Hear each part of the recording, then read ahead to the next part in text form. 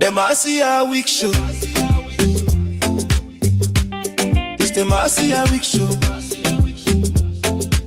From Barbados to Africa, voices unite. Educate minds, elevate sight. It's the Marcia Week Show.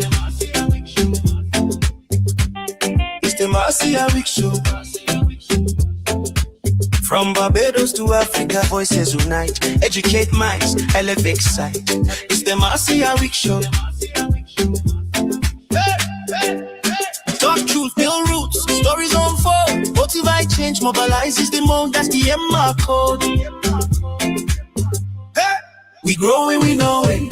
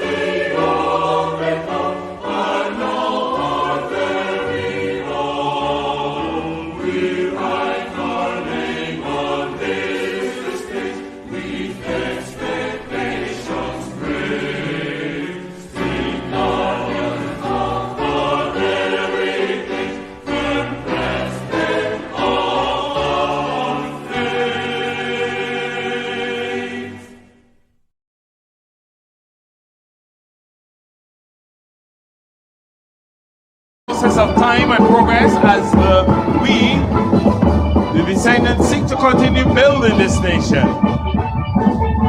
Barbados, the unique island headed back home, Walk Holy 2026.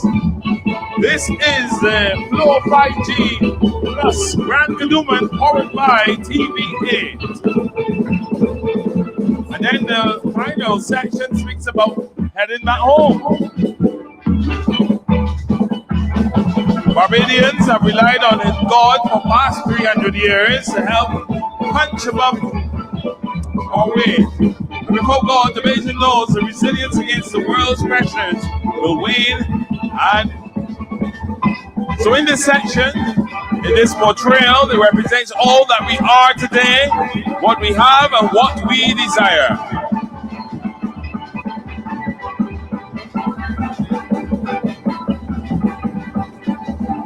Walk Holy 2026 on the road. Let's hit the road for the Flow 5G Plus Grand Kadooman, powered by TV8. Walk Holy starting us off.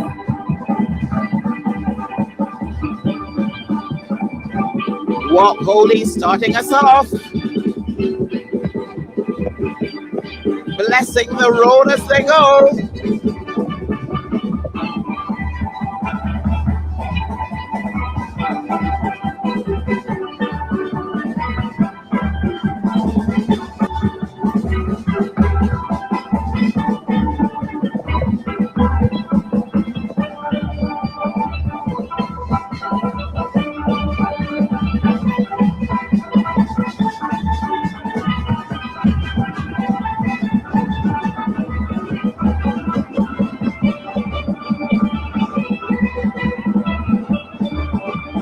Sister Marshall song. Yeah, boy. Walk Holy. Classic. Walk Holy Band 2026. Barbados, Unique Island. Headed back home. Thank you very much, Walk Holy. And for those at home and those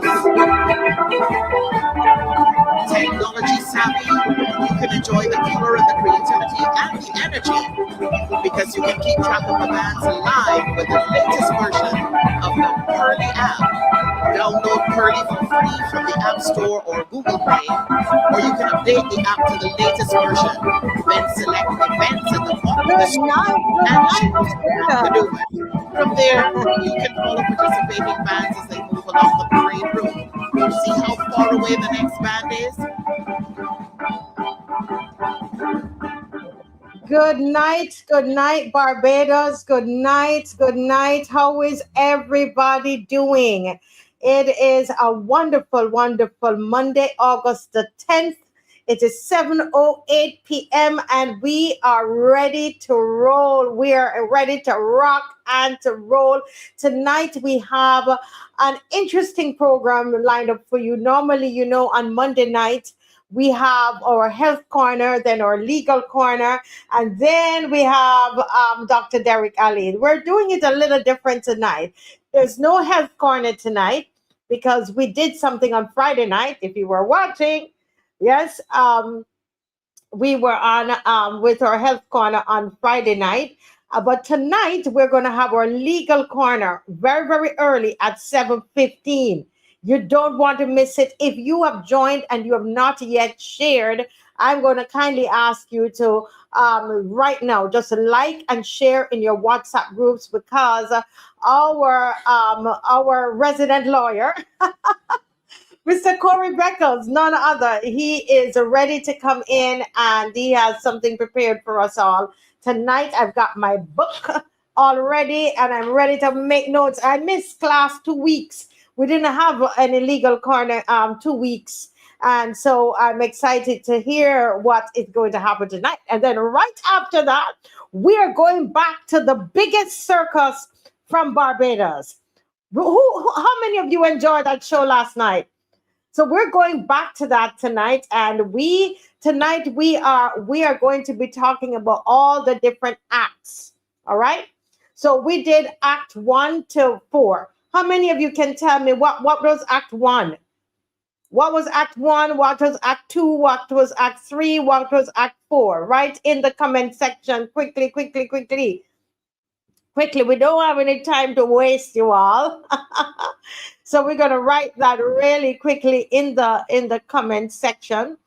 And tonight we are going to go into Act 5, the Uber Juggling Act. Who is really getting the ride in Barbados? The Uber juggling, you have juggling in the circus, okay? Act 6, we are going to hope we can get there. The Expanding the Circus Act. The cabinet just keeps getting bigger. The cabinet just keeps getting bigger. The tent is that circus, and they keep spreading the tent. Yeah. The Digital Circus Act, that's Act 7, and the final act, Act 8, the COVID Circus. So all of that, we are hoping to finish tonight. You know what? We don't finish tonight. We'll have to finish another night. Then Dr. Allen is going to come in on the rear tonight, and I'm looking forward. He has something he told me along this same line. So we're going to keep the circus going, talking about this circus for the rest of the show. But let me just quickly go ahead and welcome a few of you. I can't do a lot of welcoming tonight, calling of names tonight. Teroni, Judy, because we have our legal corner is very early tonight. Andrew Critchlow, Sharon, Bajan Boy, Flo Joe, how are you? I feel like I haven't seen you, Flo Joe, in a little bit. How are you? Hey, Jefferson and Monica Ince and Mavis Lashley, how are you? Angela White, Marcia Miller, M. Ford. Hey, M. Ford. I'm a big girl. Lucinda. Oh my goodness, prayer was so wonderful this morning, a beautiful spirit.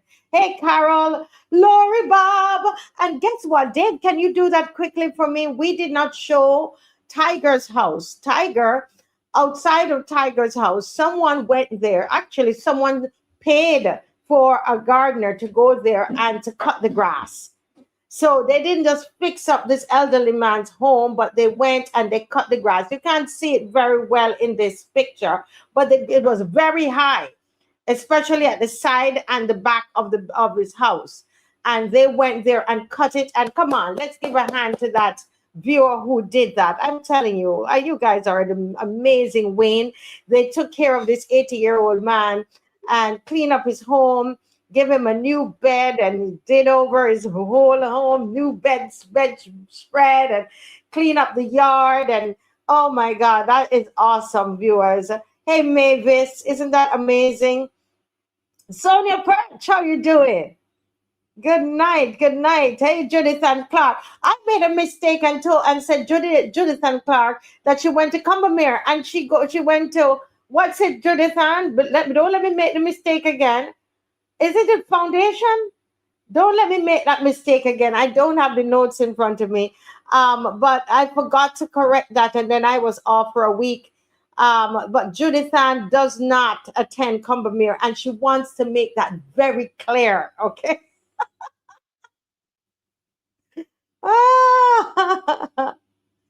Yes, Beverly Prescott, Marva Howard, good night, good night.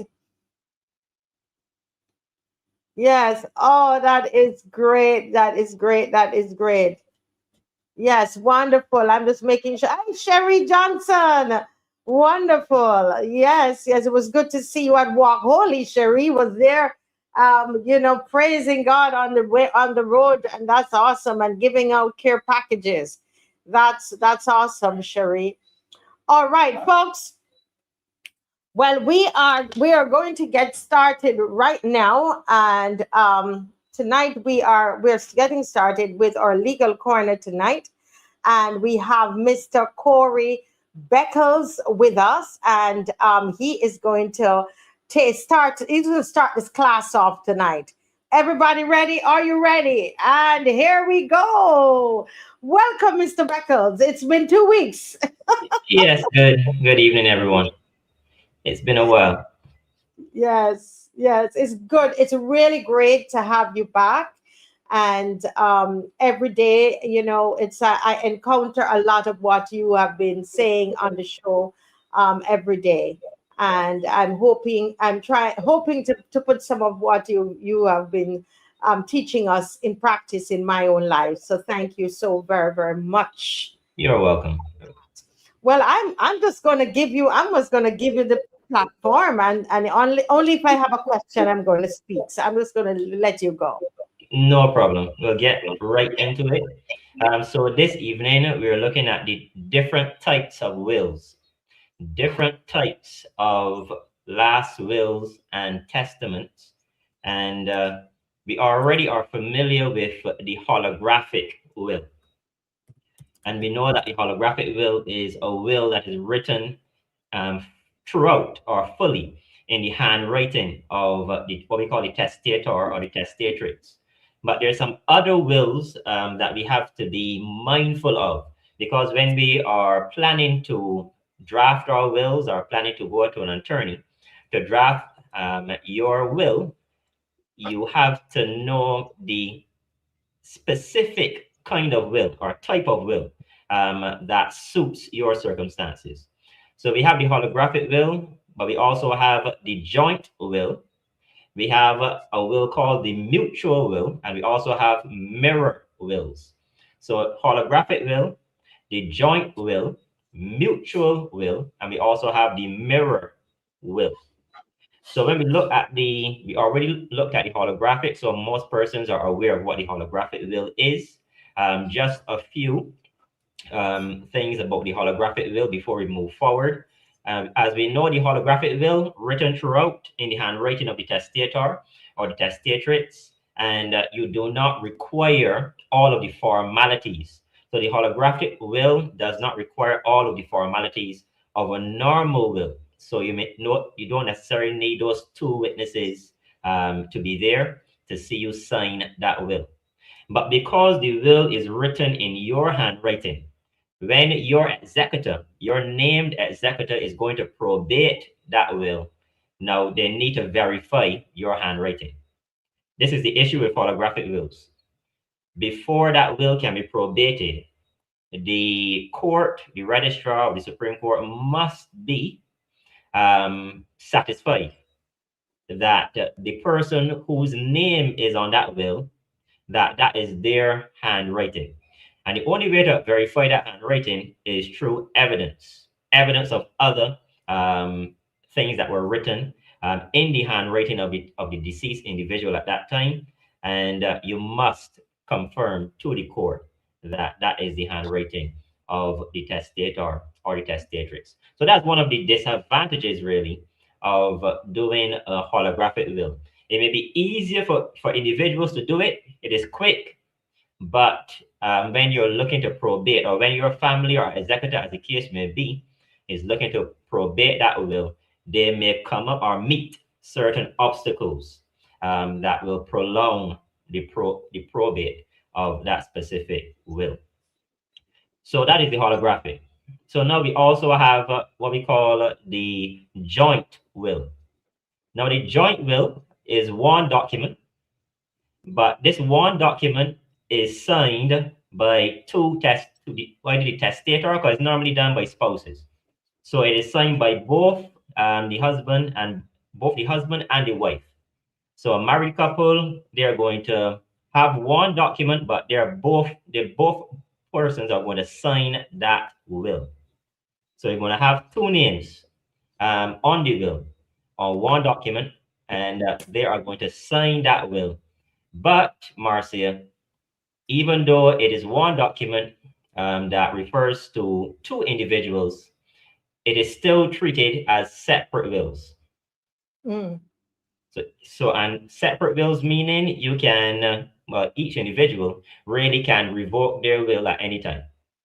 So there's nothing preventing either the couple, the husband or the wife, as the case may be, from saying, I no longer want to go through with this joint will. They can make that will void at any time.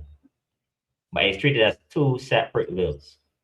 So for example, let's say something happens and the husband no longer wants what he said in the joint will to pertain after his death. He can say, well, for myself, I no longer want that joint will to determine what happens to my estate.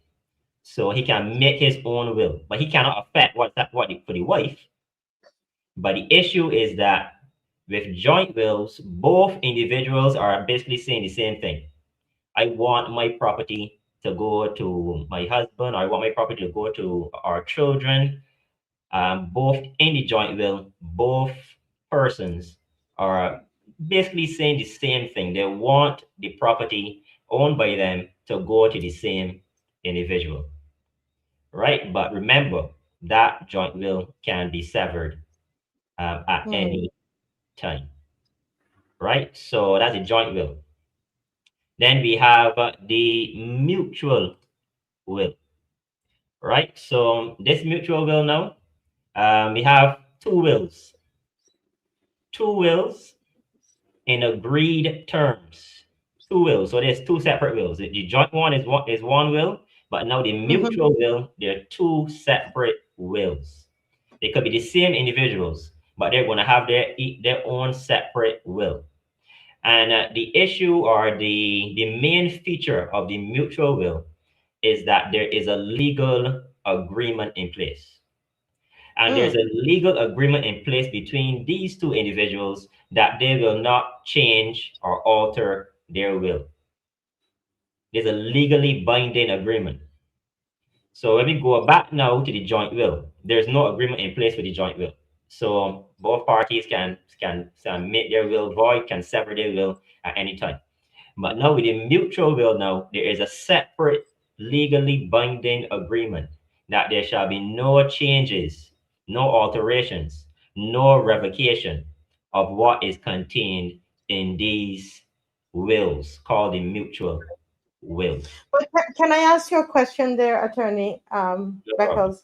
So with the joint will, um, you said it's normally between a husband and wife. Correct. Can it be between two friends? Yeah, nothing is restricting.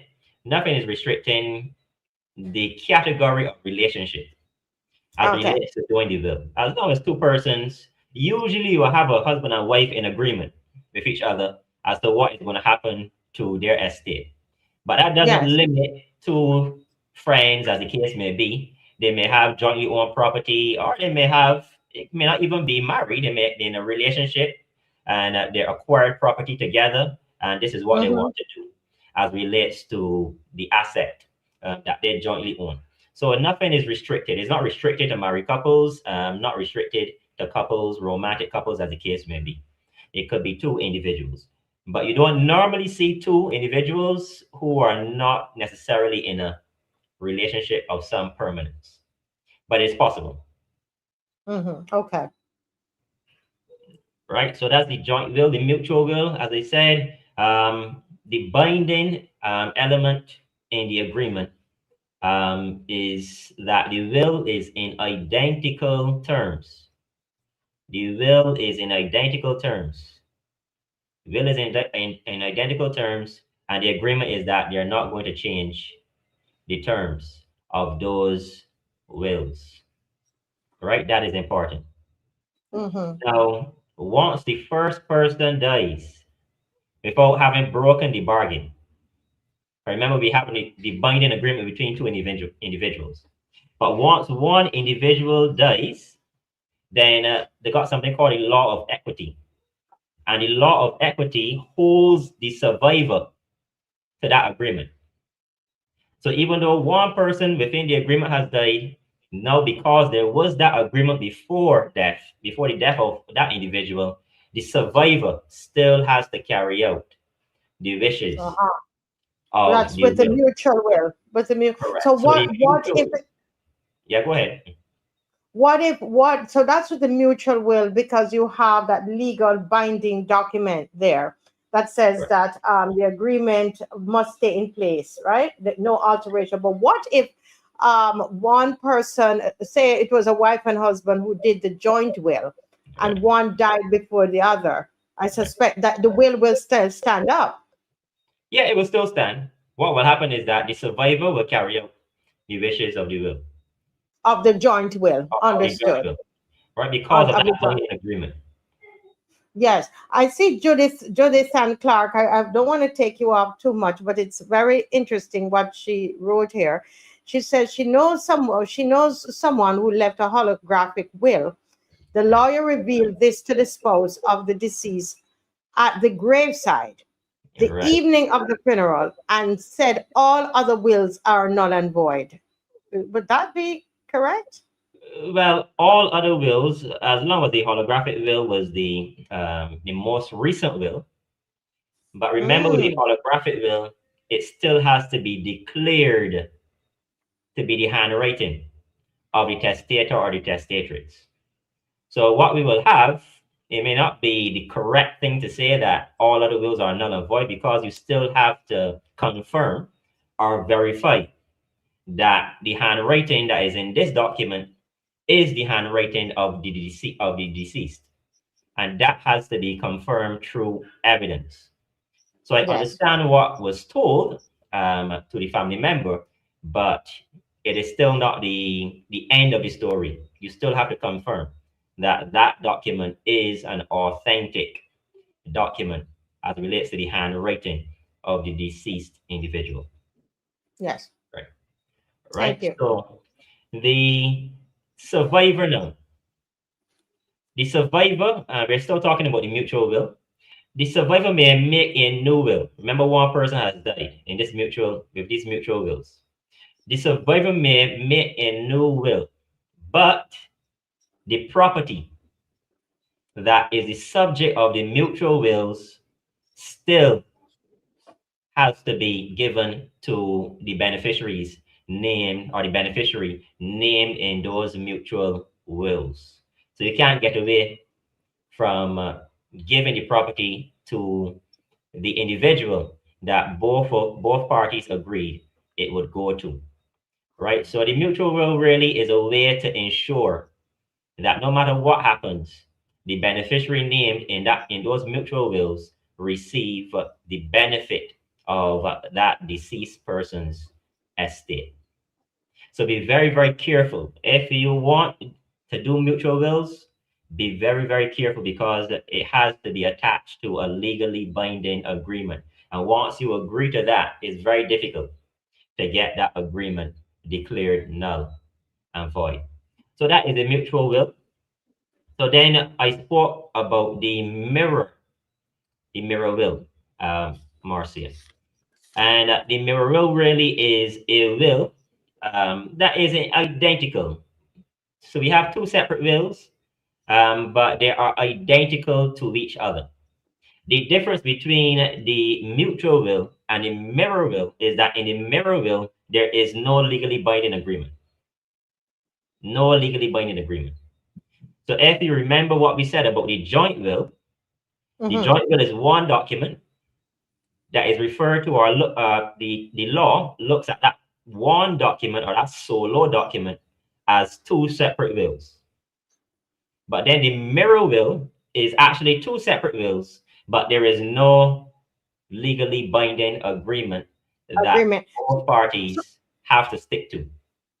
Oh, okay. So let me ask you.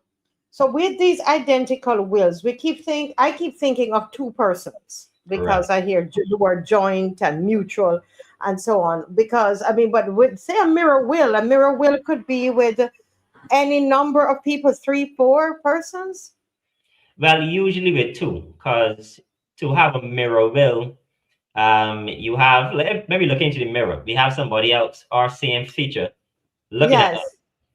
Right, so you wouldn't normally see three different people because of the situation. Not saying it's impossible, but usually it is two persons for the joint will, or the mirror will, or the mutual will. Usually two persons. Right, usually two individuals. As I said, when you look into the law, when you look into all the different the history of these documents, it usually comes because of some relationship, because of the relationship between these two individuals. And it is usually the spouses, the marriage relationship. So the mirror will, just to give you an example, what the husband will do, will say in his will, I am giving my property located at such and such to my wife, and thereafter to our children. What the will of the wife, it is a mirror will. The will of the wife will say, I am giving my property located such and such to my husband, and thereafter to our children. So it's basically saying the same thing. It's a mirror of each other. The husband is giving it to the wife and then to the children, and the wife is giving her portion to the husband and then after to the children. So it's a mirror. However, because it is not a will that is legally binding, it's not an agreement that is legally binding, you can change your will at any time. Can change, okay. So it's just a joint will, but the joint will, of course, is only one will. The mirror will is two separate wills. The mutual will is also two separate wills. But the mutual will is also strengthened by that binding agreement. There is no binding agreement in the mirror wills. Yes, there's a question on the screen. I believe you answered it already, but I'll put it to you. You are the lawyer. Read the mutual will. Can changes be made by the surviving spouse or person after the passing of the other? No, as long as the agreement says that this particular circumstance has to happen, even if one person dies, the surviving spouse, as the case may be, they have to ensure that the agreement is adhered to. Right? So even though they can make their own will, as long as the mutual will, the content of the mutual will says that this property must go to this specific beneficiary, even though one of those spouses die, the surviving spouse must make sure that the property goes to that named beneficiary in the mutual will. The mutual will is something that is very difficult to get out of, right? So even though it is something that spouses do, married couples do, you have to let spouses know this is something you cannot change. It's going to be very difficult to change. I'm not Yes, saying yes. cannot, but unless there is some extenuating circumstances, Marcia, you're not going to be able to get out of your agreement under mutual will. So let me ask you, do you find that this type of will, the mutual will, is what most people do, the mutual will? Well, I have done mutual wills before. Mm-hmm. Well, not mutual wills, really a mirror will. That Mm-hmm. I have done. You wouldn't really find individuals doing mutual wills because normally, and this is in practice, a Yes. person, even a spouse, even though you're married, the relationship is going well, usually you'll find the husband coming to get his will done, and somewhere along the lines, the wife may come and do her own will also. So even though they're married, they still instruct the attorney separately. So you may not necessarily see the married couple coming together to get their will done. And then the attorney advising them, well, we have the mirror will, we have the mutual will. Usually we have married couples come to the attorney separately. But I have seen mutual wills before. I have done mirror wills myself. But you're not going to see a lot of mutual wills because of the permanency of that kind of will. So you must make sure. So when you go to the attorney, you make sure the attorney advises you fully on the advantages and the disadvantages of these different kinds of will. Now, the advantages, Marcia, for these different, what we call the mutual, the mirror, as the case may be, is that it ensures that the property goes to that intended individual. Because as you know, one spouse dies, the other spouse or the surviving spouse marries again. And when they marry again, there's a new relationship. And sometimes the husband may have wanted the property to go to the children, but now the wife is married again, and the wife says, well, I am going to give this property to my new spouse, my new husband. And then the intended beneficiary, the original intended beneficiaries, never see that property. But with a mutual will, you have to make sure.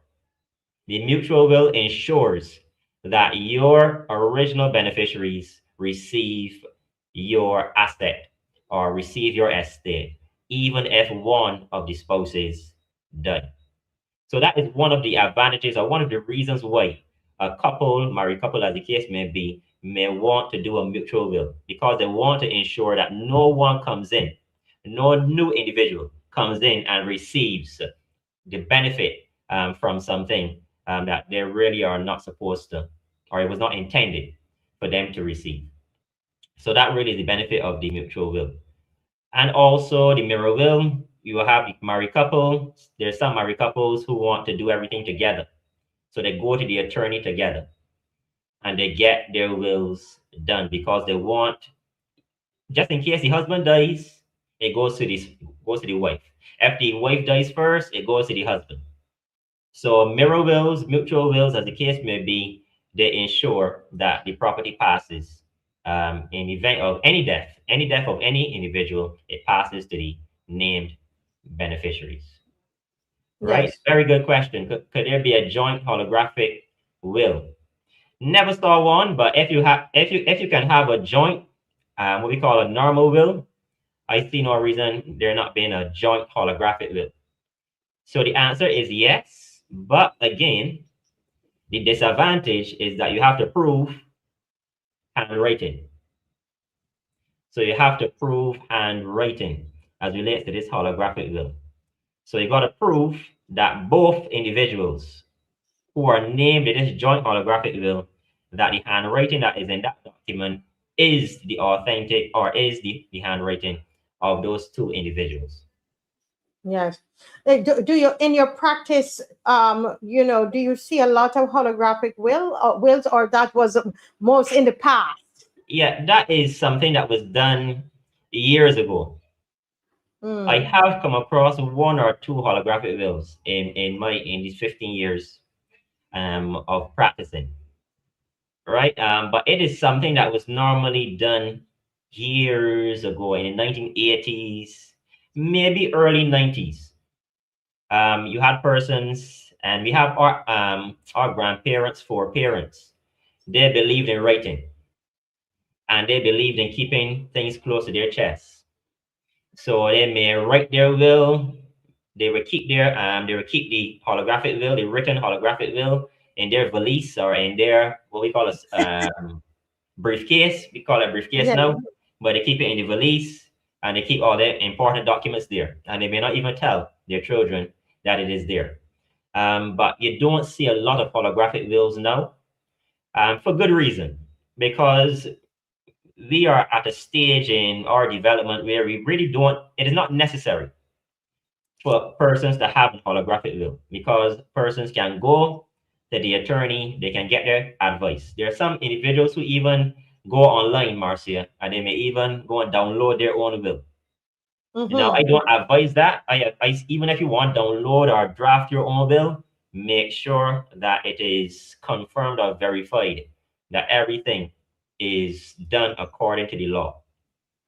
Right? So even if you want to do your own will, make sure that that will corresponds to what the laws of Barbados says that the will must correspond to in order to be valid. So Yes, there's yes. also one other will, Marcia, and that is the conditional will. The conditional will.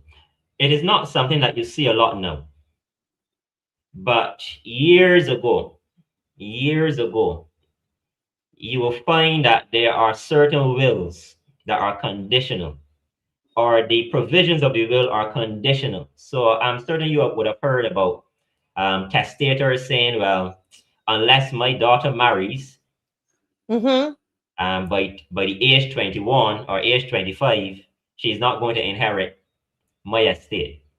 That really is a condition. As I said, you don't see it a lot now, but back in the day, years ago in England and even in Europe, you will find testators or testatrix, as the case may be, wanting to control the lives of their children. And it's really a measure of control, making sure that the daughter gets married, making sure that the son gets married. So, the but son is or only that the wife does not remarry, because there's some cases, exactly. It's a measure of I've making seen sure. movies. Yeah. I've seen movies like that where they say, if you can't remarry, if you remarry, you lose everything. The wife loses everything. So they Correct. So there's some conditions that will be declared null and void because you really can't control every aspect of life because you're no longer here. That doesn't mean that you're able to speak beyond the grave and be able to control the life of your family members. So there's some conditions that the court will rule are against public policy, are unlawful. But you may still find, even in our recent times, you'll still find individuals putting conditions to their distributions in their will for many different reasons. I don't see a lot here in Barbados, but it is still something that you have to look out for, especially with older wills that were done in the 80s, 70s, 60s, as the case may be. All right, you have a question, but don't want my property passed on to their husband. If they do get married, what happens there? Well, you can't stop them from getting married. What you can do in those situations, you can put the property in a trust. And you can say, well, the family member, I want to give this property to my family member, but I'm giving it to my trustee to hold on trust for that particular family member and for that family member's children, as the case may be, which takes any prospective spouse out of the mix, because you're saying the property is held on trust for the specific benefit of that family member and their immediate children, and you can even say the children of those children, right? But you keep it. The trust allows you to keep the property in your direct family line. So even if they get married, the spouse or that new spouse will Yes. not be able to inherit or be able to get a benefit from that asset. They may be able to live in the asset, live in the house, as the case may be, live on the property because they're there with that family member, they're the spouse of the family member. But as relates to ownership, as relates to having an interest in that property, the trust protects the property from that individual, that prospect. Interesting. Interesting. Wow. It's interesting because you did talk to us about the trust, and now we're seeing how you can put it all together. You Correct. know, as you make preparations, it's interesting. Now, somebody's asking another question here. Good night, Cora. When a person remarries, the person's will is null and void. Right. With reference to the mutual will, the agreement in place does not change. All right. Yeah. Very good question. Right. So that legally binding agreement does not change. Remember, even death cannot change that agreement. It's very difficult even for death to be able to change that agreement. So even if the individual becomes, remarries, divorces, as the case may be, that does not change the mutual will. The mutual will, or the what we call the provisions of those mutual wills, must be adhered to. So what is effectively doing, what the mutual will is effectively doing, is taking the asset out of the prospective hands of any other individual, whether it's a new spouse, Right. as the case may be. That asset is supposed to go to one person or joint persons. If you name two individuals or three individuals in your will as your beneficiaries, then it will go to them. But it is something like a trust. It's protecting that property from any other circumstance, whether remarriage, as the case may be, even death, as the case may be. Right? So the mutual will, very permanent, very permanent solution when you're doing your estate planning.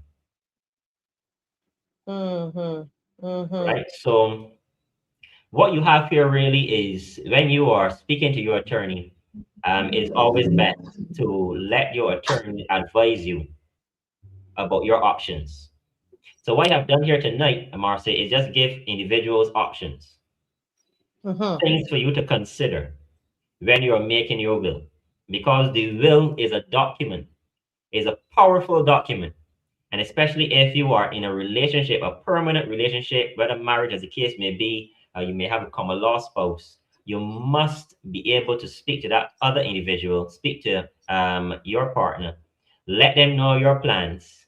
And if it is that both of you want to do a mirror will, both of you want to do a mutual will, both of you want to do a joint will, then both of you can decide that this is the direction that you want to go into. Right? But that is something that is normally done by both parties. But if you are in a relationship and you want to do your own will, nothing is going to stop. Nothing prevents that. The only thing that prevents you from doing that really is, well, nothing really prevents it. But the only thing that will stop it in its tracks is if you remarry.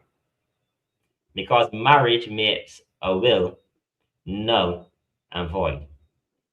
Right? So it is something really to discuss with your attorney, the different options that you have when you are in a relationship. And especially when you have children, you have individuals that you want to protect. These options give you some freedom in determining what you want to do with your estate. Yes. Right? Well, we have one final question there, Mr. Beckles, before we close this segment. It says, can an individual write a holographic will in the presence of an attorney who then sends it to the registry? Interesting question. Very good question. Now, the individual can write a holographic will. Remember, the holographic will does not need all these formalities. It doesn't need witnesses. But it is possible to do the holographic will in the presence of an attorney. it is possible for the attorney to submit that holographic will to the registry. The attorney, him or her, may even verify beforehand that this is the handwriting of the testator. So that will go as relates to the evidence of authenticity. That will go towards ensuring that the court or the registry, as the case may be, is aware that this holographic will is authentic, right? So it's something that's possible. It's possible, but if the attorney witnesses the holographic will, of course, the attorney is going to sign that he witnessed the testator or the testatrix sign their will. Or there is a situation where the person just comes into the attorney's office and writes out their will one time. In the presence of the attorney doesn't sign, but the attorney acknowledges that they came and they wrote their own will.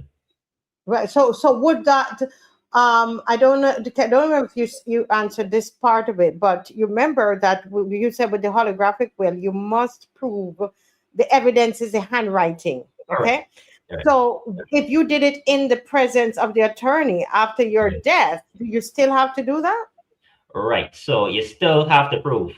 So what will happen? The attorney will give an affidavit, and the attorney will say in his or her affidavit, on the particular day, on the 10th of August, 2026, I saw Mr. X draft his own will in his own handwriting, and I saw him sign it as his last will and testament.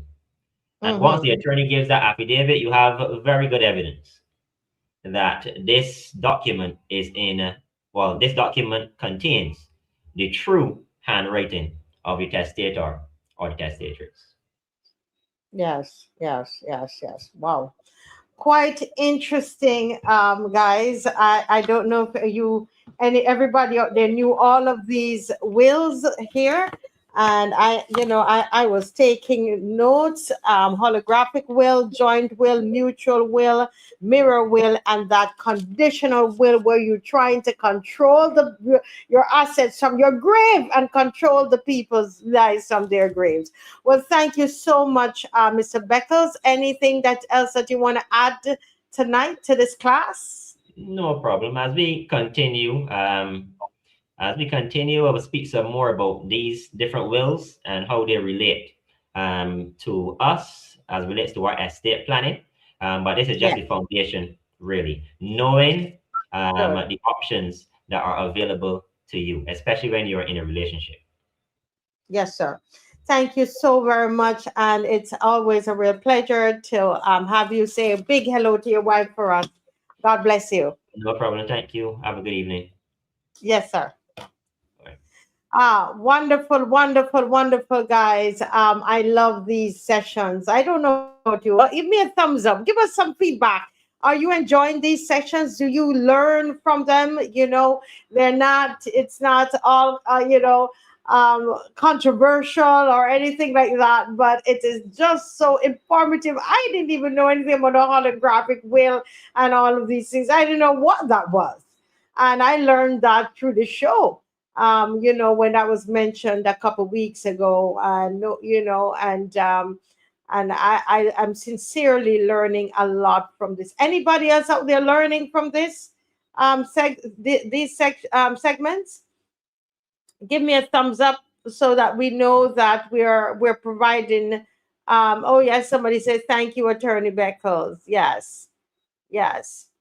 And any further questions you have, he's willing to answer those, off camera. And so you can always reach out to me and, he will be able to continue to answer some of your questions. Yes, sugarcane. Lori says, I come to class to learn. Yes, I'm a big girl. Yes. Okay. So people are some people are really getting into this. Yes. Wonderful. Wonderful. Very good. Very good. Yes.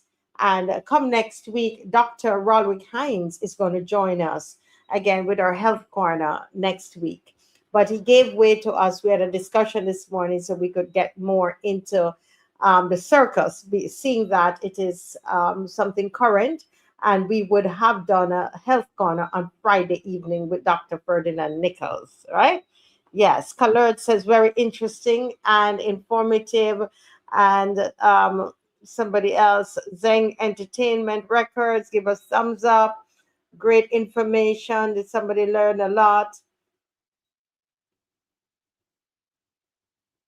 Yes, somebody else did not know so many existed. Yes, and so what I'm going to ask you to do is to share when you are even when the show is done. It's good information that you would normally have to probably go get a consultation from a lawyer to get this information. I'm asking you to share it with somebody else. Knowledge is power.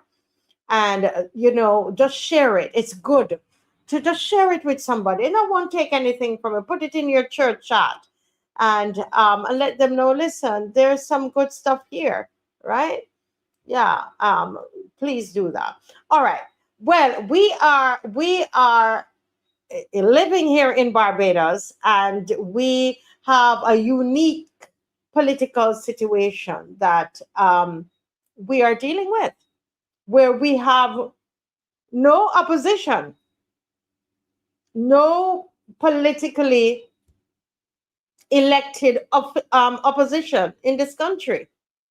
And therefore, we, the citizens, it is imperative that we do not remain silent, that we do not turn a blind eye as to what is happening.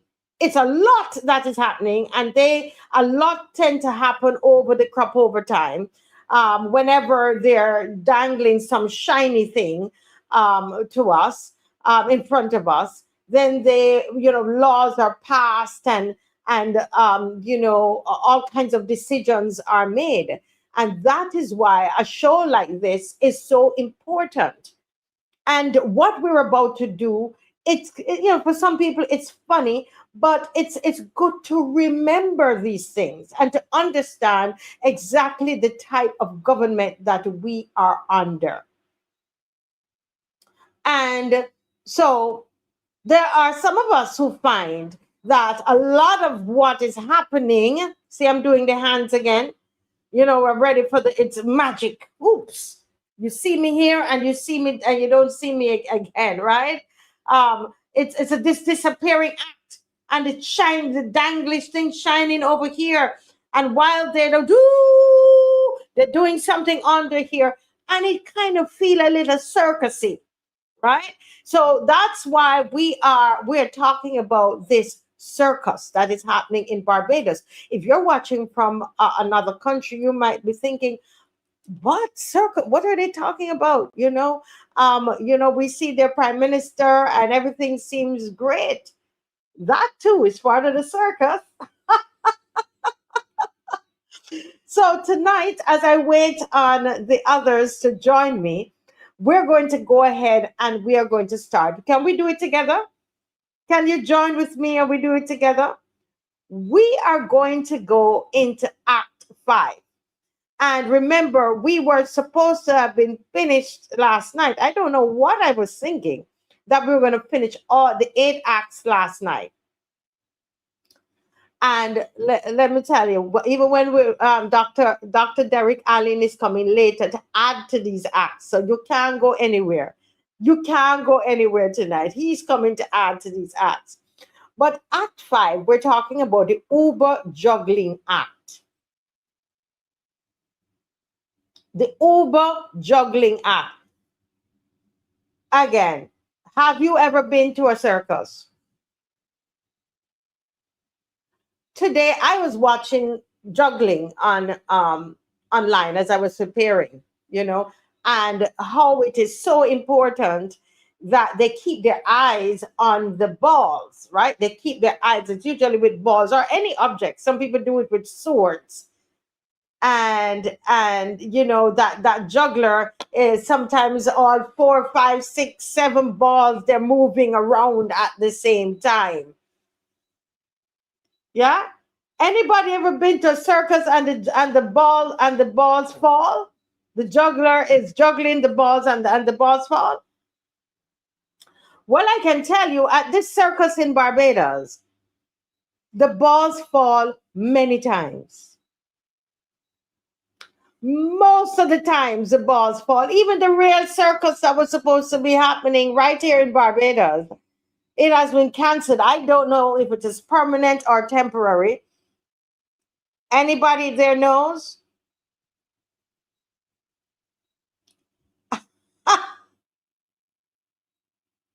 David, David, we're not the clones. It's not us. We're not the clones, right? But somebody is trying to fool us that they could juggle a lot of things and all of these things are going to happen. And they are, you know, but it's not. The balls are falling. The balls are falling is what is happening. Yeah? Yes, we got the script from Mr. Bob. I'm going to try to read it tonight. So I want us to look at the Uber Juggling Act. What do you remember about Uber?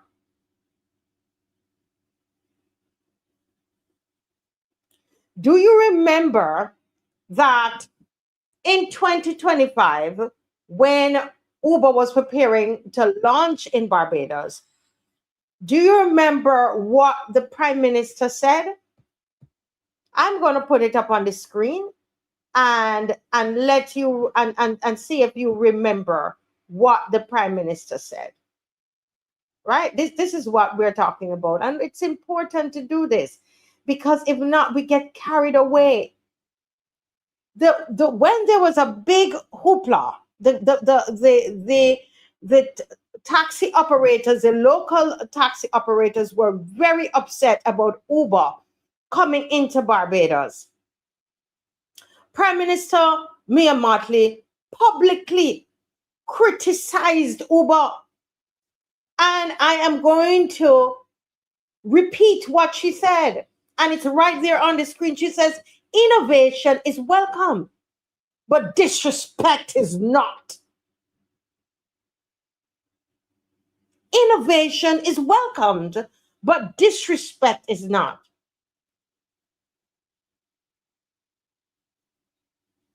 And the reason she said that is that she was saying that the local taxi operators deserved respect. And she's right. And she insisted that Uber engage with stakeholders before operating here. Okay? And they assured them that there won't be any issues or any, you understand? And I mean, no, here's the contradiction. Why is it that only, 2 days ago, there is an article where the airport taxi operators, local operators, are still raising concerns that what you call ride-hailing services like Uber are reducing their earnings at the Grantley Adams International Airport, and that it was particularly during the busy crop over season.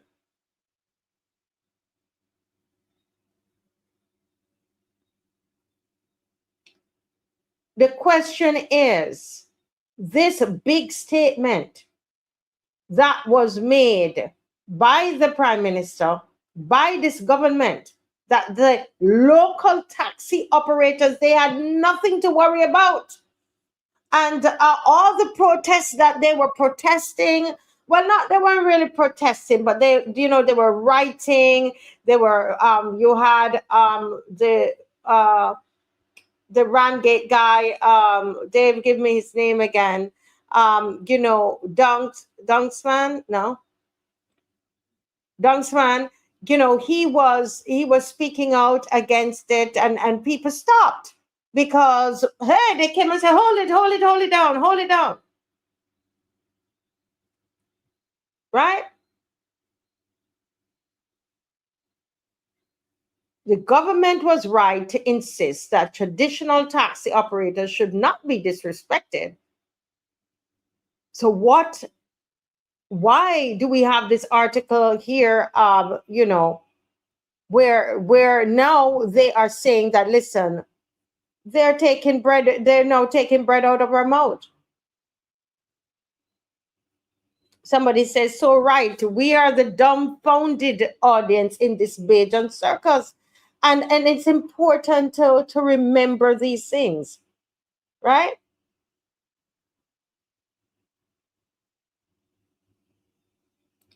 Yeah, I mean, you know, and at the time, if you go back and you look at the history of Uber being brought to Barbados, the government was actually behaving as though they didn't even know where did you come from? How did you appear in Barbados? Do you remember that? As though Uber could pick up themselves and come into Barbados without some government official, agency, organizations coming into some kind of agreement for them to operate.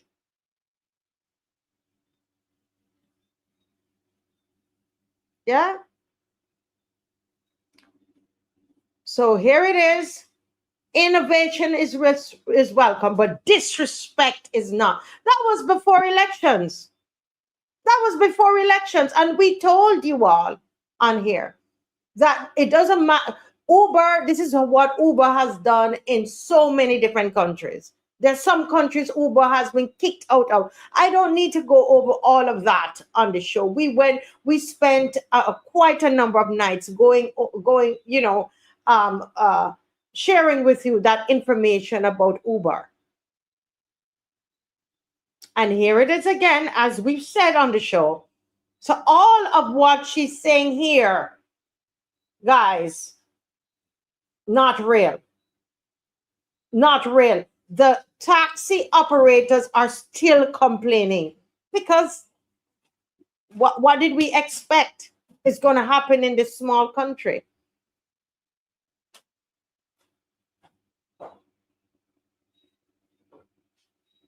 Yeah, she says one thing and she does another. She changes her mouth from saying, right?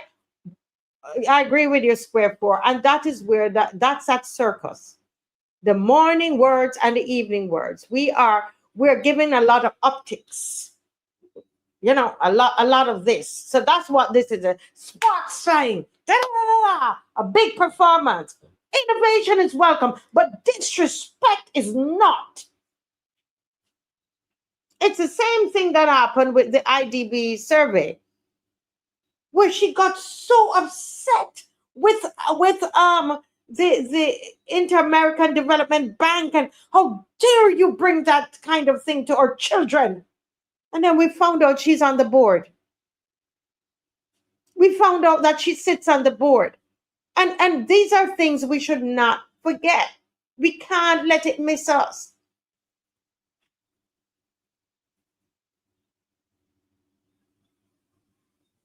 Yes.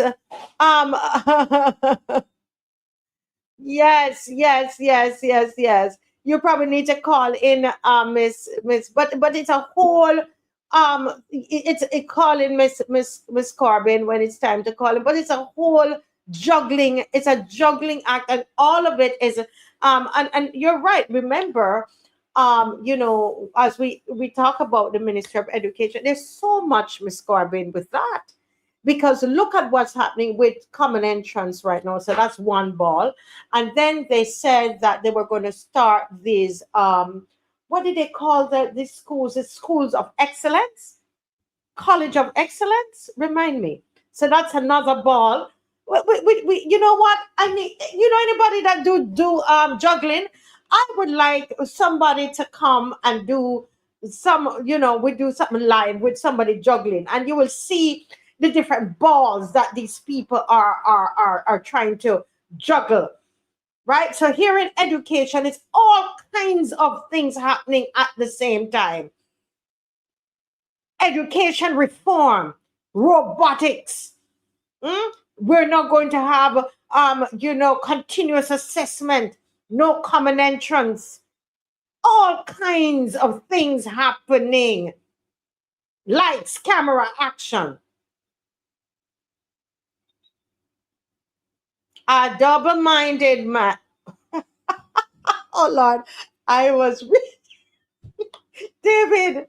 Who is this David? David, you. Yeah, there's actually a petition to fight the MOE from experimenting with the 9-year-old children in this country, and we are going to be holding a roadside parliament on that. I promise that, and we're definitely going to do it on education. We have to, and it would be the first Saturday in September. The venue to be announced, but we're definitely going to be doing that. We will put up yes, Kimte, I saw it. We need to go look for that petition. We will put up the petition before the night is up. If anybody knows the people who are behind that petition, we're looking for parents to sit on our panel. We want parents, we want principals, we want teachers on the panel, educators. We want on our panel. So if that's you, please reach out to me, right? Yeah. But back to what we were talking about, the market share in Barbados. Everybody, we all know that it is too small for Uber to compete, right? But not so much for Uber, but it's too small. You can't share. You can't share it. They should not have been here in the first place.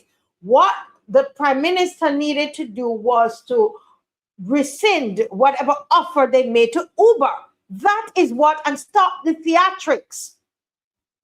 Okay? Stop the theatrics. Innovation is welcome, but the disrespect is not. Stop the theatrics and rescind the offer, because you know, she very well knows if Uber and the government, they know, it's my opinion that they know that if Uber comes into a small economy as Barbados, small market as Barbados, it's over for the local taxi service. They know that. They must know that. They're governing. And guess what happened, Pedro? The taxi operators believed. They believed, and they stopped the protest. I remember we had our protest, and the taxi operators, some of them did not want to be seen around us because they don't want to offend the Prime Minister. The ringmaster. The ringmaster.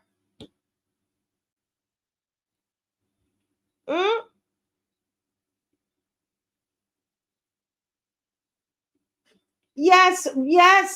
They stood around and waiting and believing this government. Right? And some of them went and voted them back in. And now this is where we're at. We said everything. I went through a series on Uber on the show. Several places in Europe, they had to kick out Uber. And look where we are right now, Barbados. We allowed them to tell us innovation is welcome, but disrespect is not. The theatrics, the optics. That's what happened. And we're showing you time and time again on the show what has occurred. And Miss Electronic Crazy got it right. I was surprised when the taxi operator sent the article 2 days now. They are up in arms. They've lost the money in the crop over season due to Uber. That they were given assurances. Okay? And then we're going to move on. I see Mr. Aline is getting ready to come in. And I would love to hear his viewpoint on this one.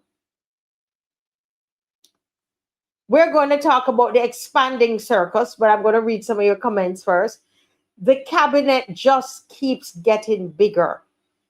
And I know as Bajans, we love a good laugh and so on. But this is a very serious show because I'm showing you, we are showing you, not just me, we are showing you the contradictions.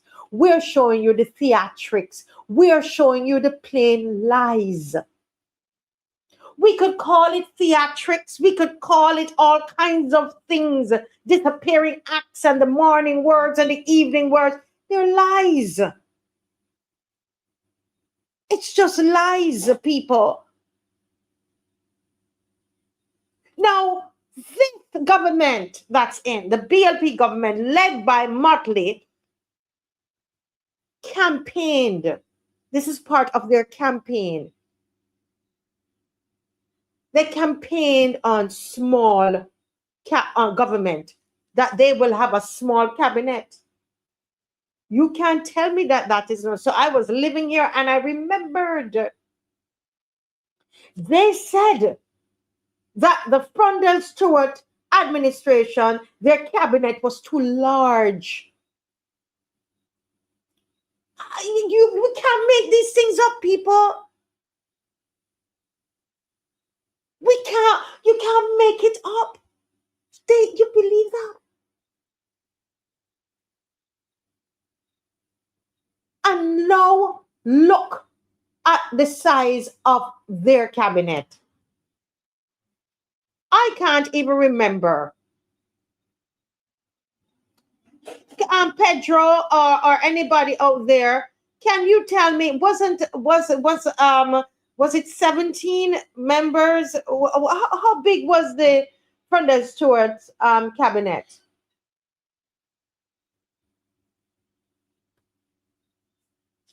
I'm not remembering. Let me see if I can pull that up. Somebody help me out. Help me out here. My people, they left me. I know, because we had intended to finish last night and we didn't. So you got to help me.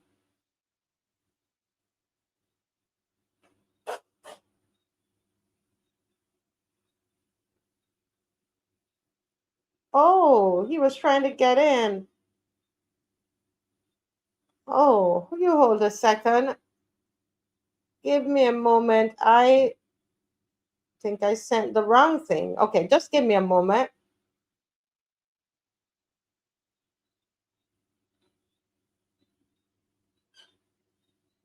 Yeah, help me, somebody. Help me. Okay, Dr. Aline is there to help me. Dr. Aline is there to help me. I sent the wrong, I think we sent the wrong link to Mr. Strickland. Apologies for that. But he's going to, when he's settled, right, 17. Yes, I've been a good student. I remembered 17. 17. And as far as I remember, Dr. Allen can let me know when he's ready to come in and help us with this till he starts his topic. He will give me a thumbs up when he's ready. I don't think he's hearing me. Oh, he's hearing me. Okay. Yes. Dr. Allen, thank you for jumping in here early. You're early for your segment, but you come in to help me. It's a pleasure to see you again tonight, sir. Good evening. Yes, good evening. I haven't seen you since we had that great in-person segment. That was so great. That was so refreshing and wonderful. Thank you. Yes, yes. No, I'm very glad to be here. I wasn't sure that I would be there to make it because I had something to do, but I skipped it and decided I'll come because I love the program last night. I found it not only informative but very funny and enjoyable. I enjoyed myself. Okay, good. I know you love a laugh and you love to give us a laugh. And my husband was saying, can you imagine if Mr. Aline was on the program? But I knew you would have been on tonight, so I didn't want to, we don't want to overextend you at all. So we're happy that you were actually listening and you can join. And we are just amazed, Dr. Aline, of when we begin to really look at what has been happening since 2018 and even before. We cannot believe that as intelligent people we have allowed ourselves to be caught up in this. Oh, look at that, oh my God, and the theatrics. Now, I was just saying that in our act, we're at Act 6, the Expanding Circus, where they are expanding these tents, basically. The cabinet, it just keeps getting bigger. I remember being here, and one of the biggest criticisms that Miss Mottley and her team and her people had of the Prunda Stewart administration was the size of his cabinet. Am I right or wrong, Dr. Ali? No. The Prime Minister back in 2016 had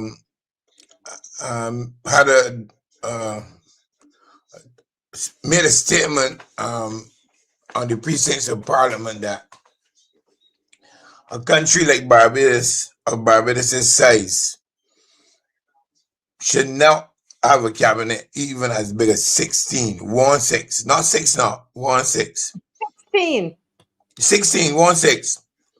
And that at that time she said departments like the Ministry of Labor should be condensed and joined with other departments and other ministries. And as soon as the Prime Minister Marley became Prime Minister, a girlfriend of mine told me, stop calling her name. But I told her, it isn't that I am consumed by her, but if you're discussing the nature of Barbados's existence, development, and direction, you are forced to speak about the person driving it. Mm-hmm. It's not that I want to call her name, is that because she's the subject and the architect of all that is right or wrong in Barbados, she has made herself the architect. But Molly said that 16, 1-6, not 6 now, was too big a number for members of any government to demand from the public purse payment as ministers. Mm-hmm. She became Prime Minister, and the woman went on the media, went to the media a week later and said that the 28 or so people that she made ministers, permanent parliamentary secretaries, and deputy ministers, and so on, it was necessary because what she said, many hands made light work. Yes.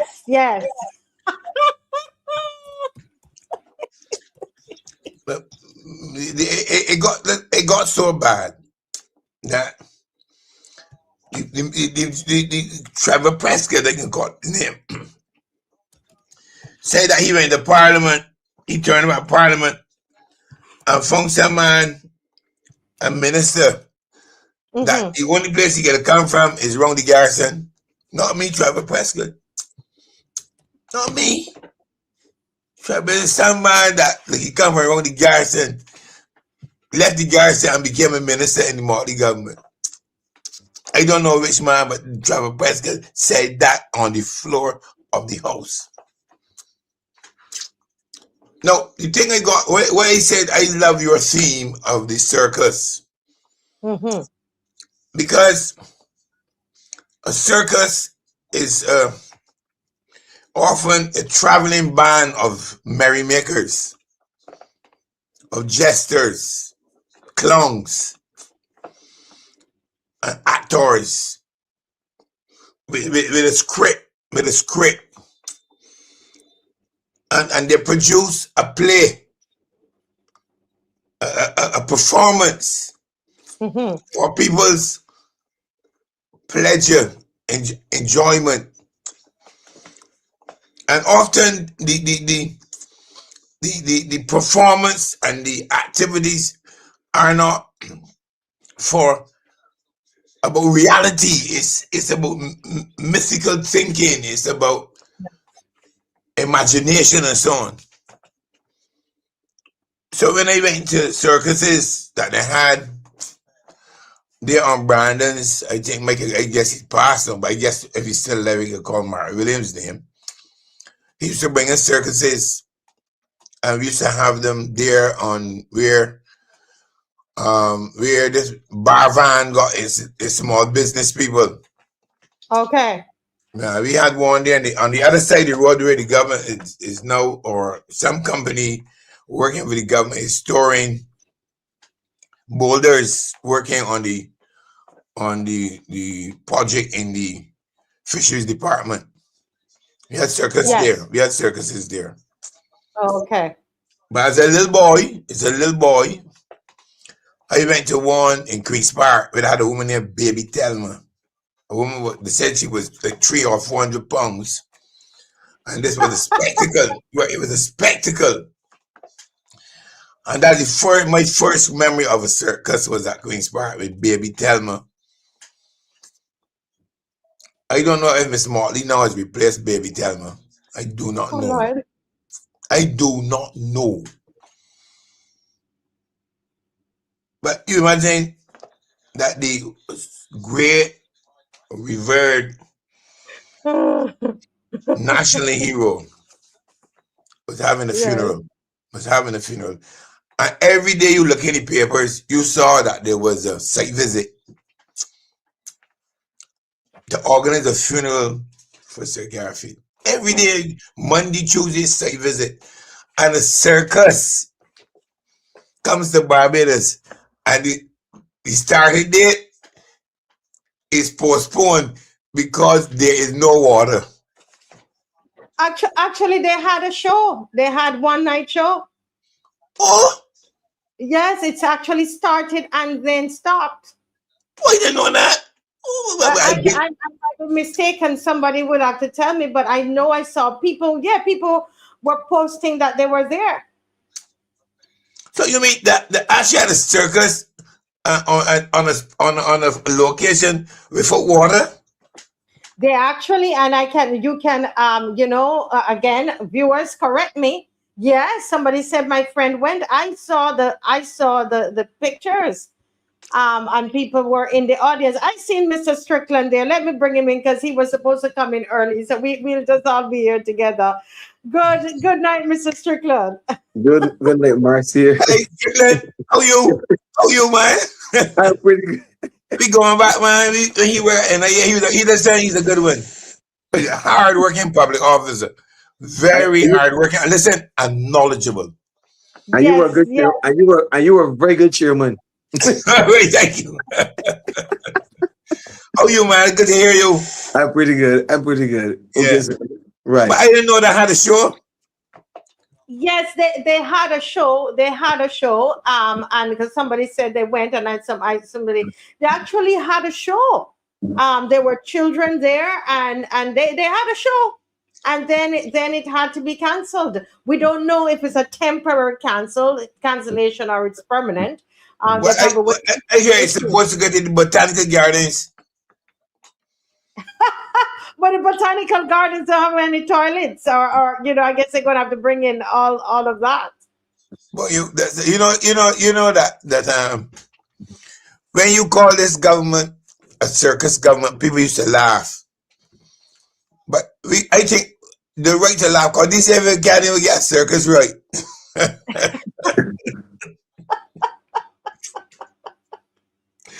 It is amazing. Strickland, it is amazing.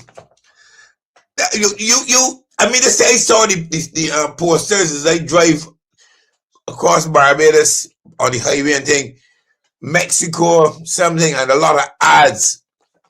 And you mean they didn't know that they needed water?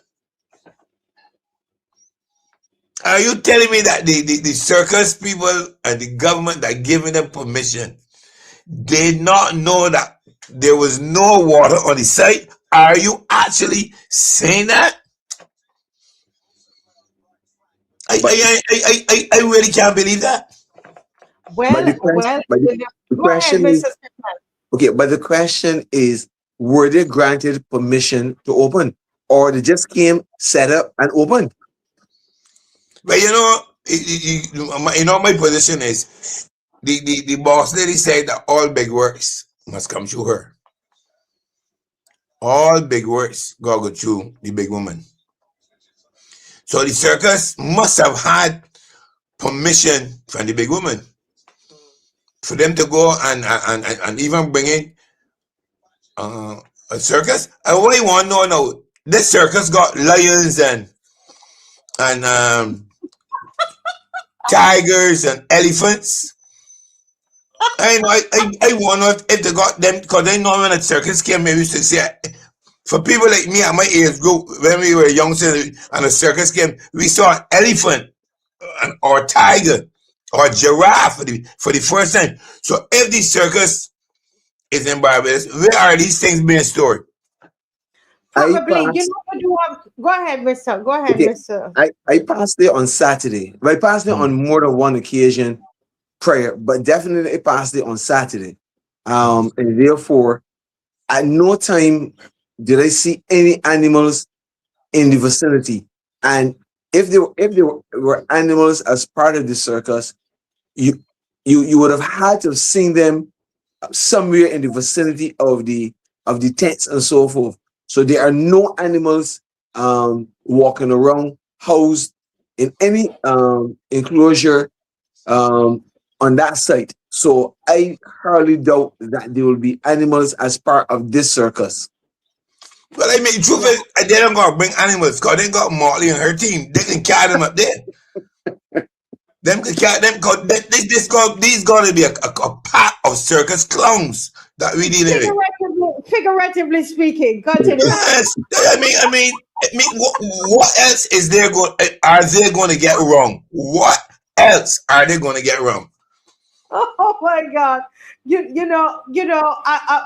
Before you came on, Mrs. Strickland, on the same theme of circus, we were just amazed thinking about. We were discussing how we were promised a smaller cabinet because a nation of this size, and the quotation is there. A nation of this size does not need such a large cabinet that what Frontal Stewart had. And here it is. The cabinet is now, when I checked it, I think it's now 26. It down by 2. It used to be 28. It's down to 26 now. It's now 26. Yeah, it used to be 20. I don't know what the number is. This circus that we have for government, you fire a minister or minister is resign and still getting paid. And one body get fired in 2022 and then turn back up in 24, then resign in 23 and now back in cabinet again. So it's really, you're jumping, it's like hopscotch. You are a minister. For some reason, you and whoever can get along, you resign or get fired. And the next minute you'll back in cabinet. If you didn't good enough last week, what happened this week that you back in cabinet? I remember when my friend Trevor Presky, my friend, was in cabinet minister responsible for environment when I was still working. The comment tell me Trevor Presky get Trevor. Mm-hmm. That's true here. No, can you tell me what Mr. Trevor Prescott's ministry is? What is it called? I know he's working with reparations, doing something with reparations. He's got a ministry of reparations. He's a minister. But he's getting a senior minister pay. And then you got, if you up on your screen now and ask Barbadians to name the members of the cabinet, I am telling you, by the time this program finished, no one person could get it right unless they go up on the internet quick and read them out. I don't know who's minister housing. I don't know who's minister education, how much minister education they have. I don't know. I know there's a man, a clown is minister of labor. I know that. I know that. I know there's a clown as minister of labor. I know that. I know that. Why you will have to tell us why he's a minister of clown. But before you do that, I want Mr. Strickland. I want to hear from you. Did you hear that when the Prime Minister and her team, they were saying, and our party, that the cabinet was too large, but now they have the largest cabinet. As a Barbadian, you are somebody who work in the civil service. You're not somebody who is not aware of what is happening in Barbados. You understand the history of Barbados. How does that make you feel as a Barbadian, hearing that is what was promised, but here now, for the last 7 years, we have had this very large cabinet, and we're not seeing. Some people believe they're not seeing any results from it. Okay, tonight on the news, there was I think the chief technical officer in the Ministry of Transport and Works. He was speaking about the road works in the Scotland district, and I said that I applaud him for being the person who was speaking to the media about road works in Barbados. I mentioned that to say that in Barbados we have qualified public officers who are the ones who actually do the work, so that a lot of the ministers are maybe actors, because they are only coming in and for optics and so forth. But at the end of the day, it's the chief technical officer is the well, I don't want to say the permanent secretary, because at one time that a lot of the permanent secretaries came up through the ranks. No permanent secretaries are being appointed maybe by politicians. So I'm saying that with the number is not just the number of ministers that we have, the number of consultants that we have also. So even though the ministers may be done by 2, if you had to add the number of consultants and whoever else that are employed by government, they're way too many for this small country of Barbados. You want to say they're way too, and the ministers have so many assistants to them. You want to say, because you have the minister he's a parliamentarian. He has some person who is the representative for funerals. You have, look, there's so many names that are attached to the parliamentarians that, as a minister, it's a waste of time.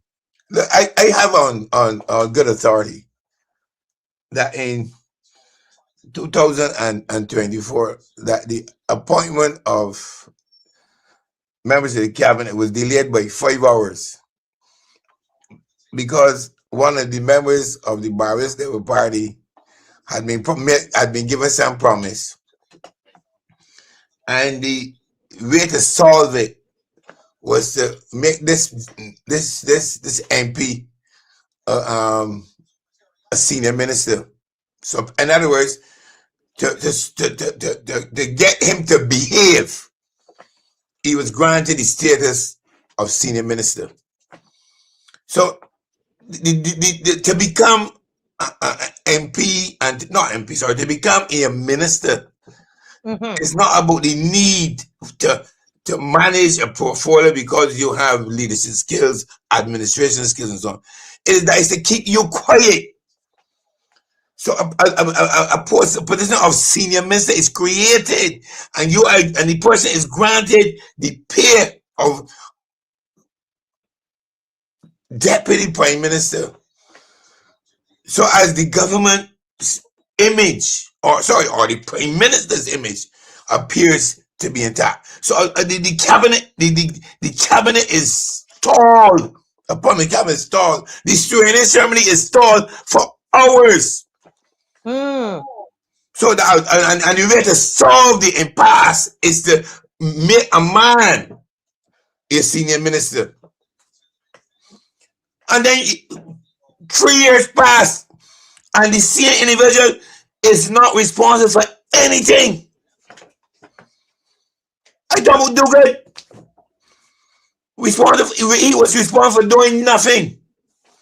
He was a minister of nothing, senior minister of nothing.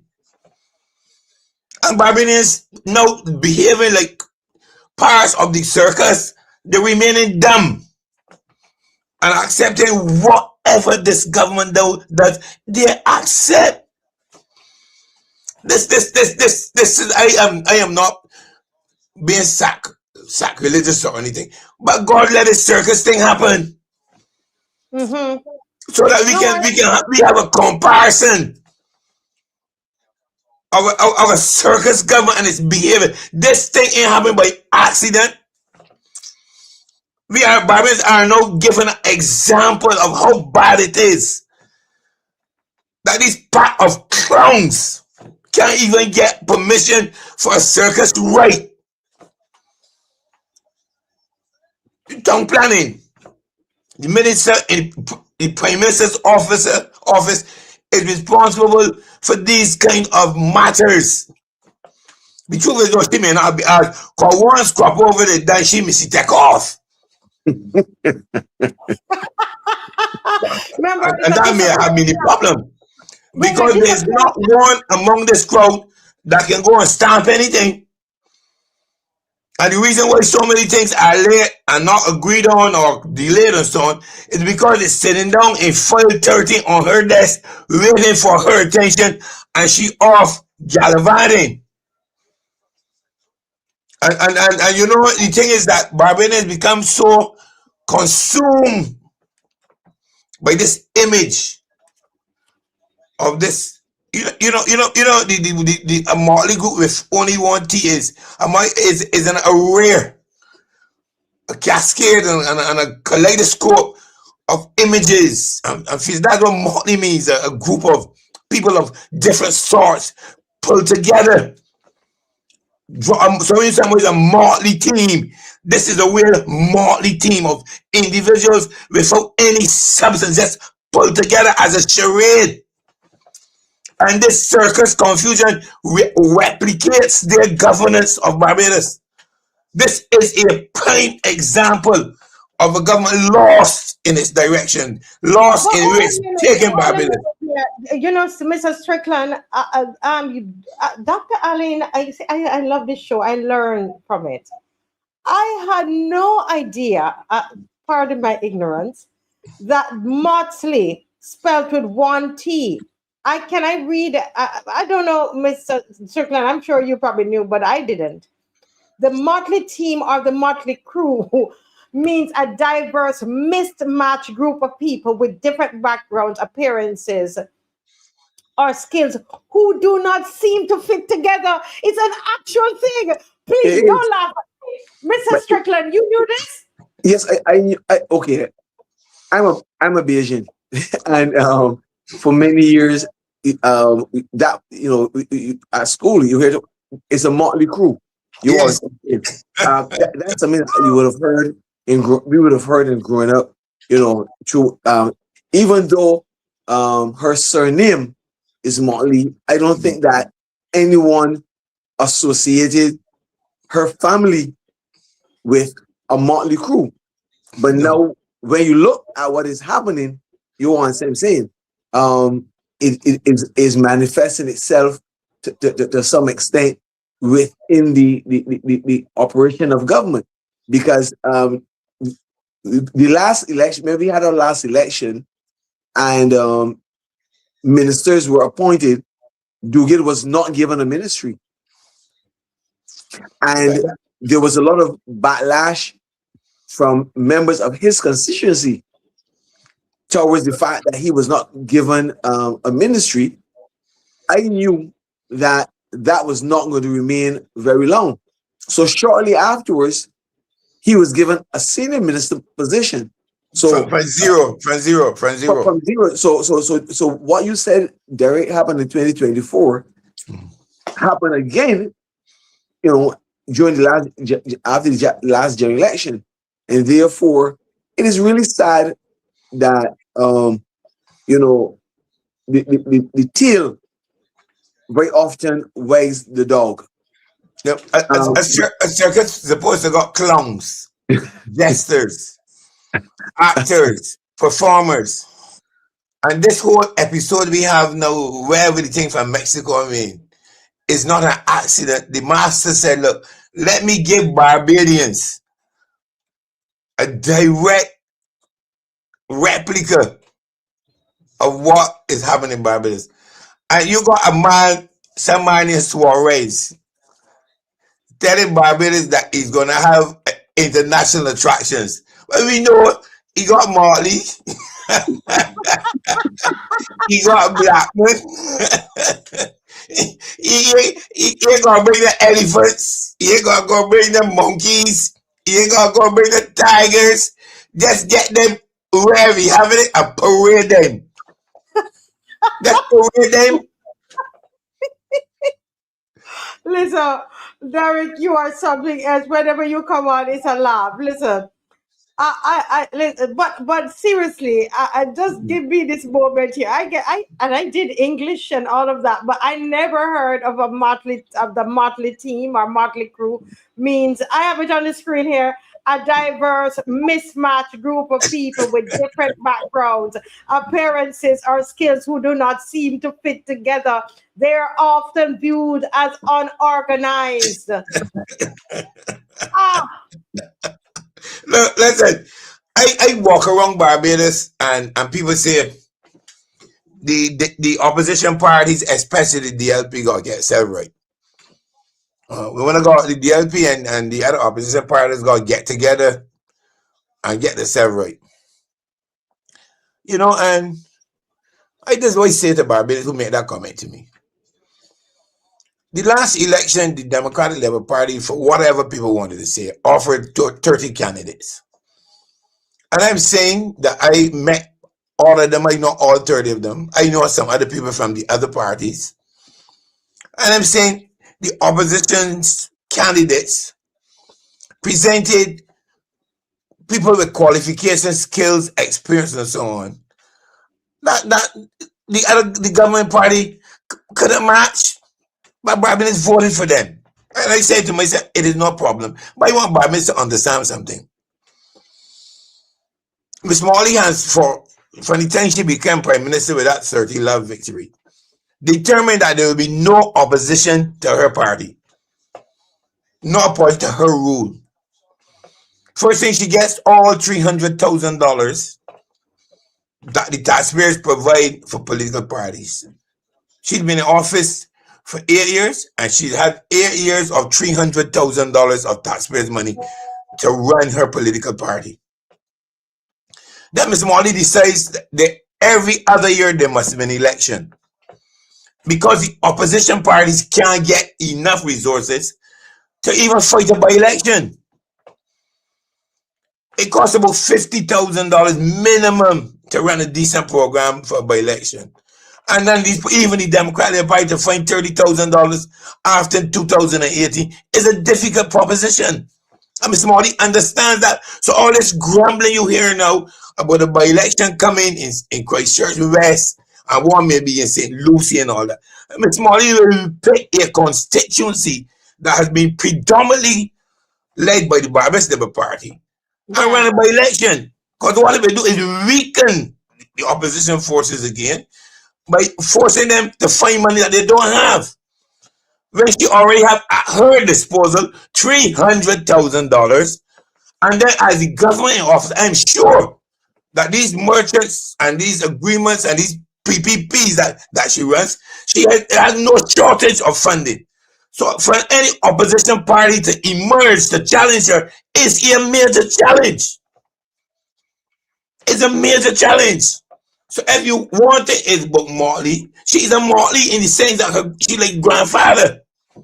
She understands how to use public money. She understands how to use public money to stay in office.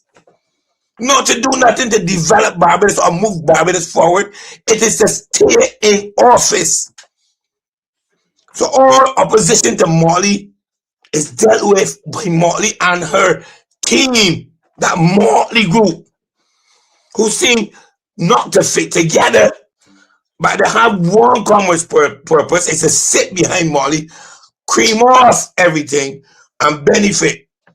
And then people say the opposition.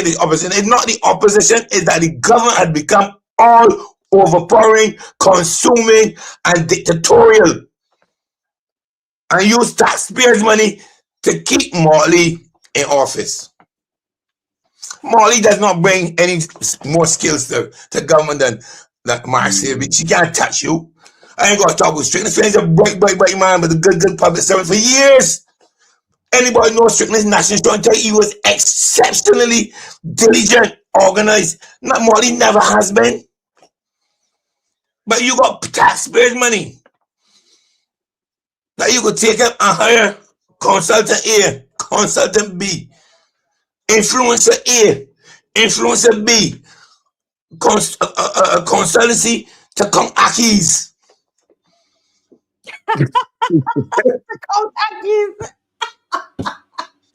Derek,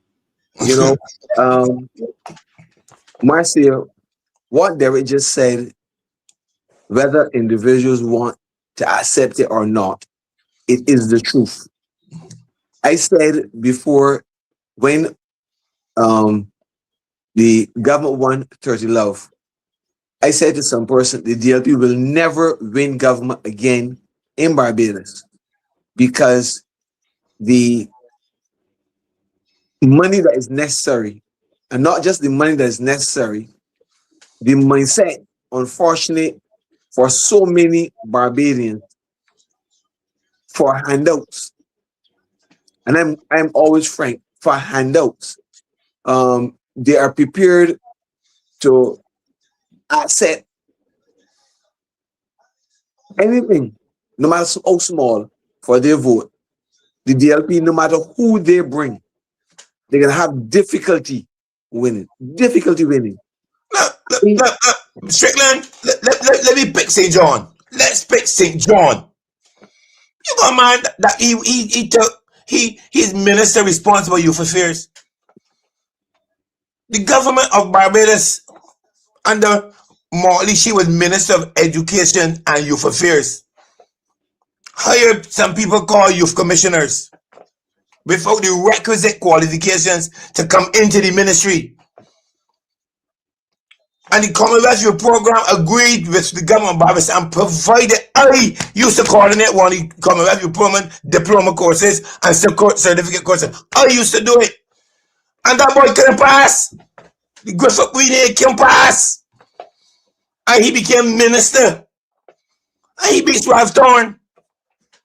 On what basis can Griffith ever beat Ralph Thorne, even in a 50-yard race?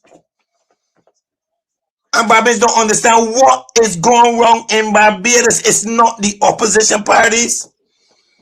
No, opposition parties have done Barbados nothing. And people keep saying it. We have allowed a government and a minister to create an environment where any opposition to the prime minister is seen as wrong. As wrong. And that's why they come at me like this. But go ahead, Mr. Exactly. If you open your mouth, you gonna get head cut off. You in a Belgian. You can be both here. You want to send him back to Jamaica. And then they got some noisemakers with some things blowing like clowns. You know, clowns got a thing with a balloon here, blowing. They got some there, get rid of my series, blah blah blah, get rid of my series. And Barbadians said they don't want to talk about the opposition. They got nothing to do with the opposition. It's about the government. And the way Barbadians are sitting back and allow this group of miscreants, clowns, run this place down a hole. Everything in Barbados mashed up. You can't even get a circus to start. you know that's a joke. No, That's gonna be one of the biggest jokes. We can't get a group of clowns to start to perform. Mr. Strickland have a point to make there. Go ahead, Mr. Strickland. Give him a moment. Go ahead, Mr. Strickland. For me, Derek, the most heart-rending constituency really was the city. Yes. It was the city. Here was a young, bright young man who would have come from a very poor background, because he described his background, okay? Mm-hmm. Especially when he spoke of his mother. When you could been canvassing a constituency for the length of time that he was canvassing that constituency, but you brought Michael Ashley 3 weeks before elections, if it was that long, and in the first box, the very first box that was opened, Michael Ashley got 100 and some odd votes, and he got 10. That can't be fair or rating, but something gonna be wrong. So if among intelligent Barbadians, informed Barbadians, that could exist, it says to me, okay, that anything can go in Barbados. You understand what I'm saying? I'm saying, I'm not condemning Mr. Lashley, but I'm saying to you, okay, that here is a bright young man. He's a bright young man who was working extremely hard. You understand what I'm saying? In a constituency. And when the first box was counted, he only got 10 votes. Something has got to be wrong. But Strickland, you know what depressed me more about that city thing? Is that you got intelligent people justifying Mr. Lashley's victory as a response to the fact that he's represent criminals. Can you could imagine Bajans gonna stand and tell you that? The circus. I want you all to internalize that the justification for his success is that the people in the city got criminals and he's representing them. Can you imagine that? And then I tell myself, where has this country gone? What is wrong with our soul? We lost our soul. I mean, we never said it. That the Barbados Labour Party lost its soul, and the germ that create that loss of soul, like it passed to the rest of Barbados. I got people that went to school with me in Living City can tell me, but the dark boy, that man is represent criminals, and the people in the city know that they can run to he. So the vote for you, can you imagine that? Whoa. Oh Lord, where have we gone? And then people want to talk about the opposition parties ain't doing this and the opposition parties ain't doing that. What did Mr. Lashley do to demonstrate that the people of the city should support him? When the people of St. Philip said we don't want him. The people said we don't want him. So so is it true then that the vote for him because he represents criminals? Am I to believe that? Am I, as I think, a Barbadian of 73 years who've been around, am I to believe that is the justification? Or am I to internalize that in Barbados in 2026, that a man is elected on the basis that he represents criminals? Man, give me look, Marcia, we can chat on the whole program and then disappear. No, but look at what Miss Electronic Crazy says there, Mr. Strickland. The lawyer that defend the criminal, right, is now the government crime fighter. I can never understand that one. A real circus. And this is what we're dealing with here. We're talking tonight, guys, about this circus, this political circus that we're in. And I agree, Mr. Strickland, I agree with with Dr. Aline, that it's almost like Providence. This whole thing about this circus. Do you know what? I had this poster that you see here prepared about a week. As soon as I heard the circus, I had this prepared before these shows. I just had this feeling to go. And you believe the night we launched this is the night the circus was canceled. It has to be divine providence. You used to be prime minister. You used to be. Listen, you're a man. You're a man of God. I'm teasing, Mr. Strickland. You would understand providence. This thing just. Go ahead, sir. Go ahead, Mr. Strickland. You know, it is so sad. It's so sad because a circus, you can transplant a circus from any country into another country. You don't have to know the culture of the country, because you can bring a circus from Mexico to Barbados to wherever it's the same circus. Yes. When it comes to Barbados, you must have ideas, plans which fit Barbados, the culture of Barbados. You understand what I'm saying? And that is what is unfortunate. We have lost our soul, and therefore there are those of us who serve God, and God has a way of allowing things and causing things to happen to open our eyes. The question is, will we open our eyes? And when we can allow ourselves to be bought, and I make no apologies when I say we allow ourselves to be bought, you understand what I'm saying? What else can we expect? What else can we expect? It really hurts to know that what I thought could never happen in Barbados, based on our previous leaders, it is no commonplace. It's no commonplace. And the fact now that none of them can object. We have not seen the worst. We have not seen the worst. I'm telling you. When you feel it, can't get no worse. It will when you feel it, can't get no lower in a pit.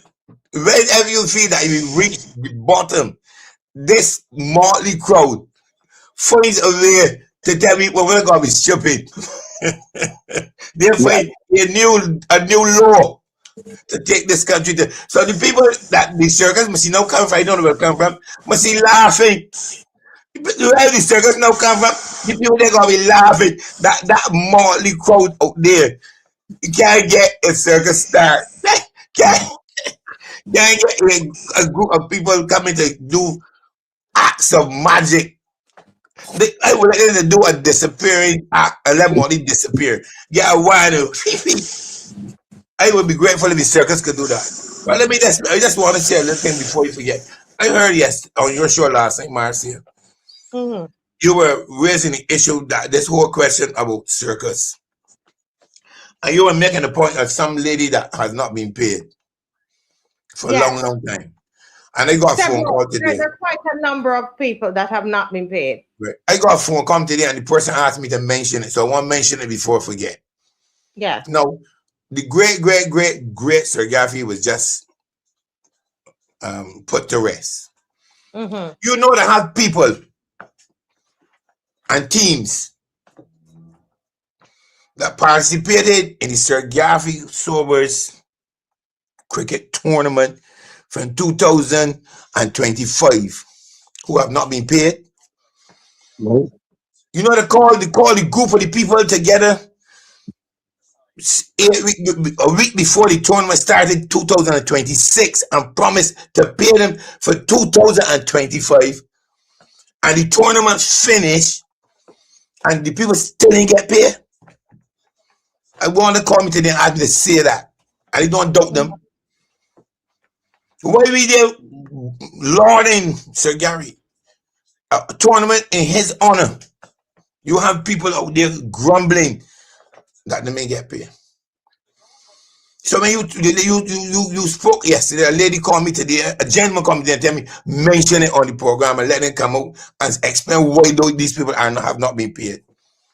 This is Barbados. This is the circus we have. And the truth is,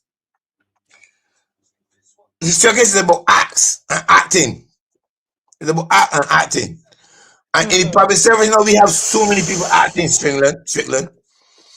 We have so many positions at the top where people have not been appointed, from the accountant general to the auditor general. None of them, all they acting. So then party circus, all the department of our actors. So even the public service is part of the circus. Where the auditor general acting, the accountant general acting. Down in the west, the circus group, everybody acting and playing a part. Nobody committed to the development of the public service, strengthening institutions, building relationships, building trust. Everybody going on acting hard in this motley crowd of actors.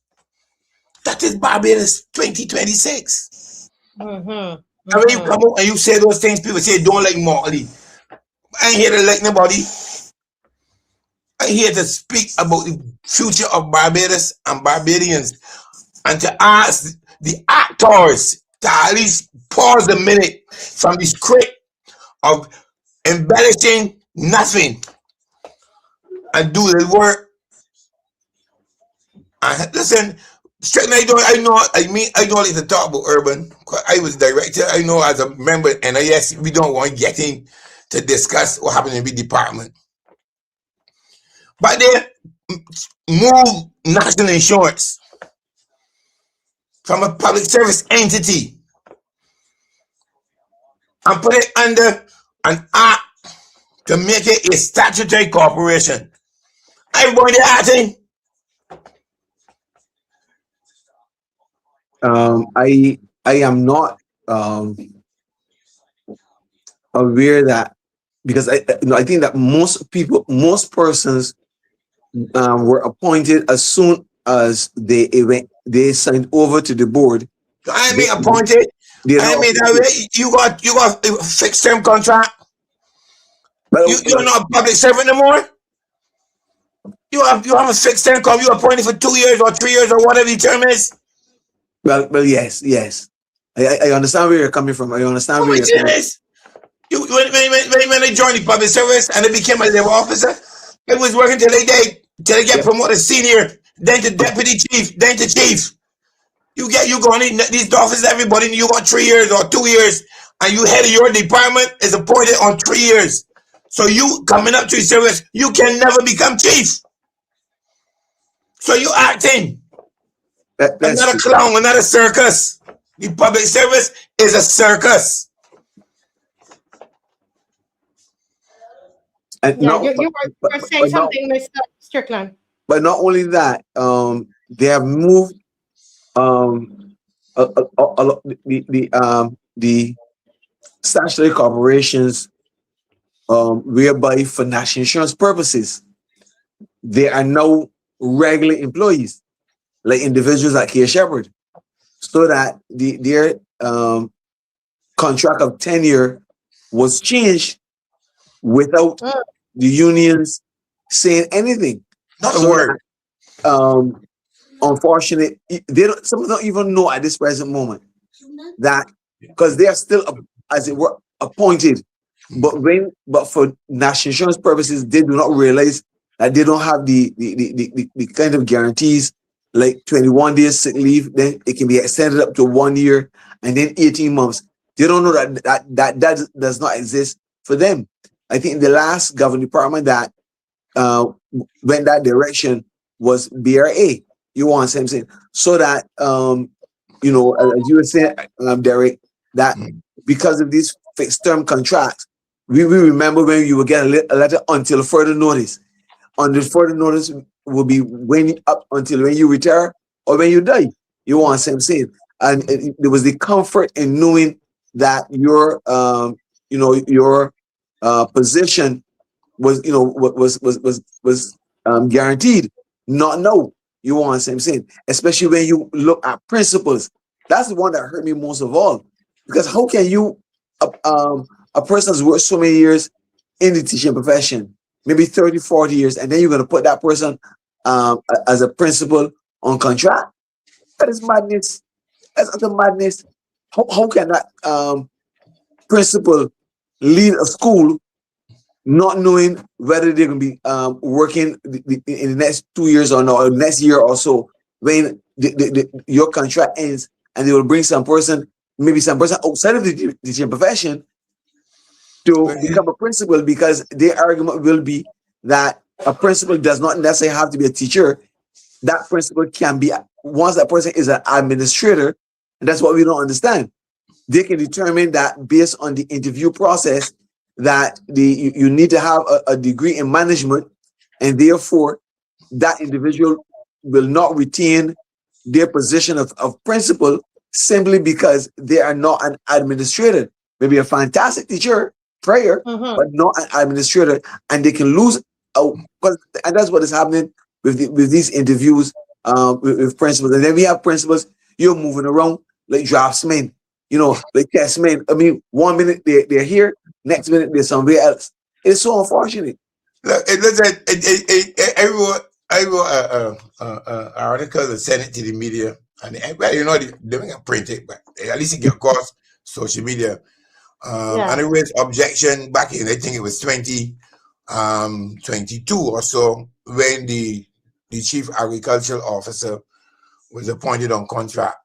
I was part of the teaching staff at the university when the government decided that in order to become an administrative public service, you had to do public administration, and it developed a diploma in public sector management and forced all the senior officers to undertake that program. So that some people as technical officers, let's say a housing officer, a labor officer, may not have been doing public administration, and it was difficult for them to become like chief. So they organized this diploma in public sector management and invite all of them. And I didn't want to call anybody's name, but I remember my friend Mark Cummings went and did the diploma in public sector management. I think Alice Shepherd, they went, and Alice, she's in the cabinet, from saying the cabinet office, all they went and do it. And then the government came and they say, look, no. We're giving it 3 years or 2 or 3 year contracts. So all those people who were deputies and assistant deputies and so on, they stagnate at 3 rounds before the boss. If they want to become the boss, they got to take a 2 or 3 year contract. You can't become chief education officer, chief agriculture officer, none of those positions now, unless you go on a fixed term contract. So they're acting, they're all part of a circus. You got to be actors. And therefore, as deputy, you come through the public service for 25 years. You went from clerical officer, senior clerk, then you shift to be agricultural officer 1, agricultural officer 2, whatever. Then you get senior agricultural officer, then you get deputy. You go to university and do a diploma in public sector management. All of a sudden, you cannot become chief unless you go into a fixed term. Something has to be wrong with that. Definitely wrong. Something that cannot be fair. And the public service union sit down and accept that without your whisper. I have a problem with that. I went into NUPW and I became education officer, assistant general secretary, deputy general secretary. I did not become general secretary. I left. I went to urban, but it was a progression, and I was being prepared to become the chief. And no. So when they got to deputy, they said, you can't become See, you go, I can bring on somebody to give them a 2-year contract. That can't be fair. So I'm saying it's a whole circus in the public service. And people are asked to act. And you got people who are stagnated at the assistant and deputy positions in the public service. And they're not going to give 100%. I don't care. I don't care how big minded they are. You bring on a man and make the body chief education officer on a 2-year contract, and I ain't there for the last 27 years building up an institution, working my butt off, and you bring somebody and put that on top of me, and I'm supposed to accept that. That's acting, and that is a circus too. Derek, I believe that I am one of the classic cases. Yes. I would have shared this on this program before, and I'm going to share it again tonight. I hold no bitterness, as it were. I want to start by saying that I worked at 1.5 years at the police department. I went from there straight to national insurance. I spent 35 years at national insurance. I didn't think I needed a degree to do the work that I did at national insurance office. I did not think I needed a degree, so I did not go to university to do a degree. So that at 55, I would have been a senior clerk for about almost 20 years. I was stuck at one position. And therefore, I opted to leave at 55 because there was no way the 2007 Public Service Act, along with other factors, I would never have been promoted further than senior clerk. So I chose to go home. But it was interesting. I came back in 2020, and as it were, I was given a promotion. I didn't do any more qualifications, nothing. But they were desperate. But the interesting thing about it was that I think it was around 2021, 22, something in there. There were appointments came out, and there was an officer at National Insurance Office who was a temporary clerical officer. Derek, follow me. She was a temporary clerical officer. She would have had a degree, and she was acting EO. She was not appointed senior clerk. She was not appointed clerical officer. She never acted as senior clerk. She was never appointed as senior clerk, but she was acting executive officer and was temporary clerical officer. You know, so you can imagine. I'm a person. If I was still there before he left, it meant that I would have been at senior clerk for 20 years. So you came in as a temporary clerical officer, and you jumped way past a senior clerk to be, you know. So that is what you said just now. The frustration that exists within the public service, where there's a mass exodus. There's a mass exodus in the public service because is 60 is the buzzword. If any persons who are working past 60, it is because one, they're acting maybe in a position less than 3 years, so they want to remain until they can get their pension at that salary. 2, they have a big mortgage that they still have to pay for. Or 3, they have children that are maybe at university. Those are the factors that are keeping those persons, and they hate the job. I'm telling you, because they hate the job because they are stuck, but they know they can't go any further. Okay, and I have nothing against persons who have qualifications, but there's no way that a person like myself and others should be subjected to where some person comes in, okay, who don't know beef and bullfoot, as we would say, and they are being promoted, you want to say, simply because of a piece of paper. So therefore, within the public service, what we the public receive, it is not because the persons are not even interested, but you have killed the enthusiasm of those officers. So they know, and the worst part about it, Derek, do you know that any public officer who start to work at say age 20, it means that because they cannot receive a pension or gratuity before age 60, they can be working for 40 years up to age 60. But their pension and gratuity is only on 30 and 30 years. Yes, that's So it. That's right. So, That's so right. those last 6 years, that person is just going through the motions. You want to say because they're stuck, they may not be able to get a promotion. So for the last 6 years, they're just baiting their time to leave the public service at age 60. And those are the things that have created and are creating the problems. So when you have individuals know who are being brought in and given a contract, right? All of this is the frustration that does exist in government. And we are still pro civil servants. We will always be pro civil servants. Yeah. So that's part of the circus. And you know, Dr. Alain, you said one of the persons responsible, because it's also public service, but there are parts of it is labor as well, is this Minister of Labor here. You call him a clown, and guess what? Look, I love that, John. I love that. I love that.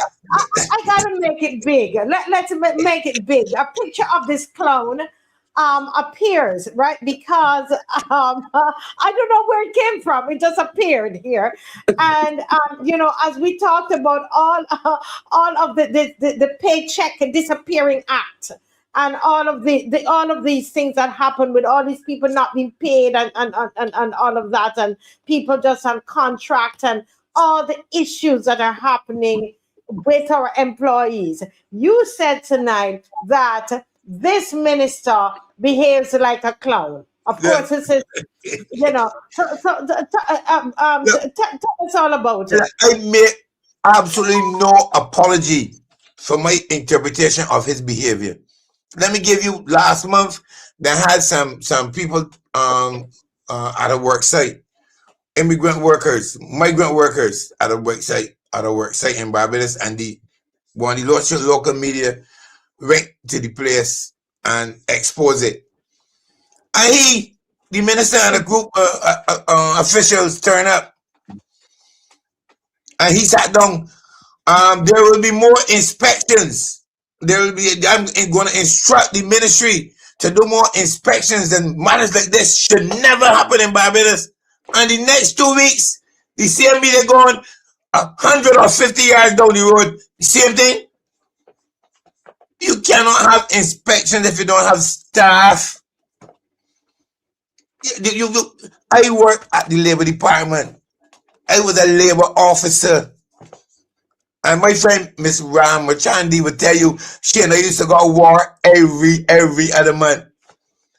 I used to visit her office every other month till she wrote the permanent secretary and complained for me for harassing her. She wrote a official complaint for me for harassing her to get her working conditions right.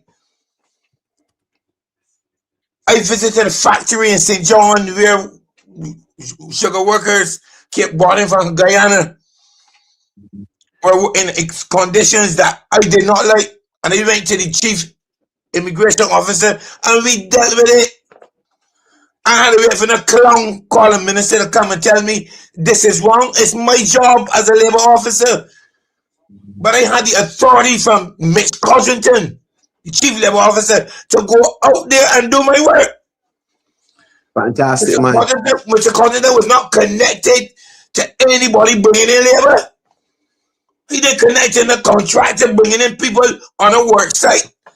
He was doing the job as chief labor officer. Go out there, direct, do your investigations, and make sure the working conditions are good. They're going out with a party show, acting like clowns again, and making a big papa show. And 2 weeks later, the same thing again. And he come back, that picture suits him. That one play on a billboards all across Barbados. But Derek, one of the worst things about that situation is that the migrant workers are located in his constituency. Exactly. Not exactly in his constituency. But the man has no shame. But when the other migrant workers were highlighted, I did not see Tony Moore. I did not hear the Prime Minister. I did not hear him say anything about those migrant workers. And the thing about it is, those migrant workers were living in unfinished buildings. That's something that I want to know what's going to happen. Now, I'm going to buy that house. That house that they are occupying, that's the only house that I may have to buy. Yes, yeah. Well, when they leave, they're not going to knock them down. But that's one house that is assigned to a tenant.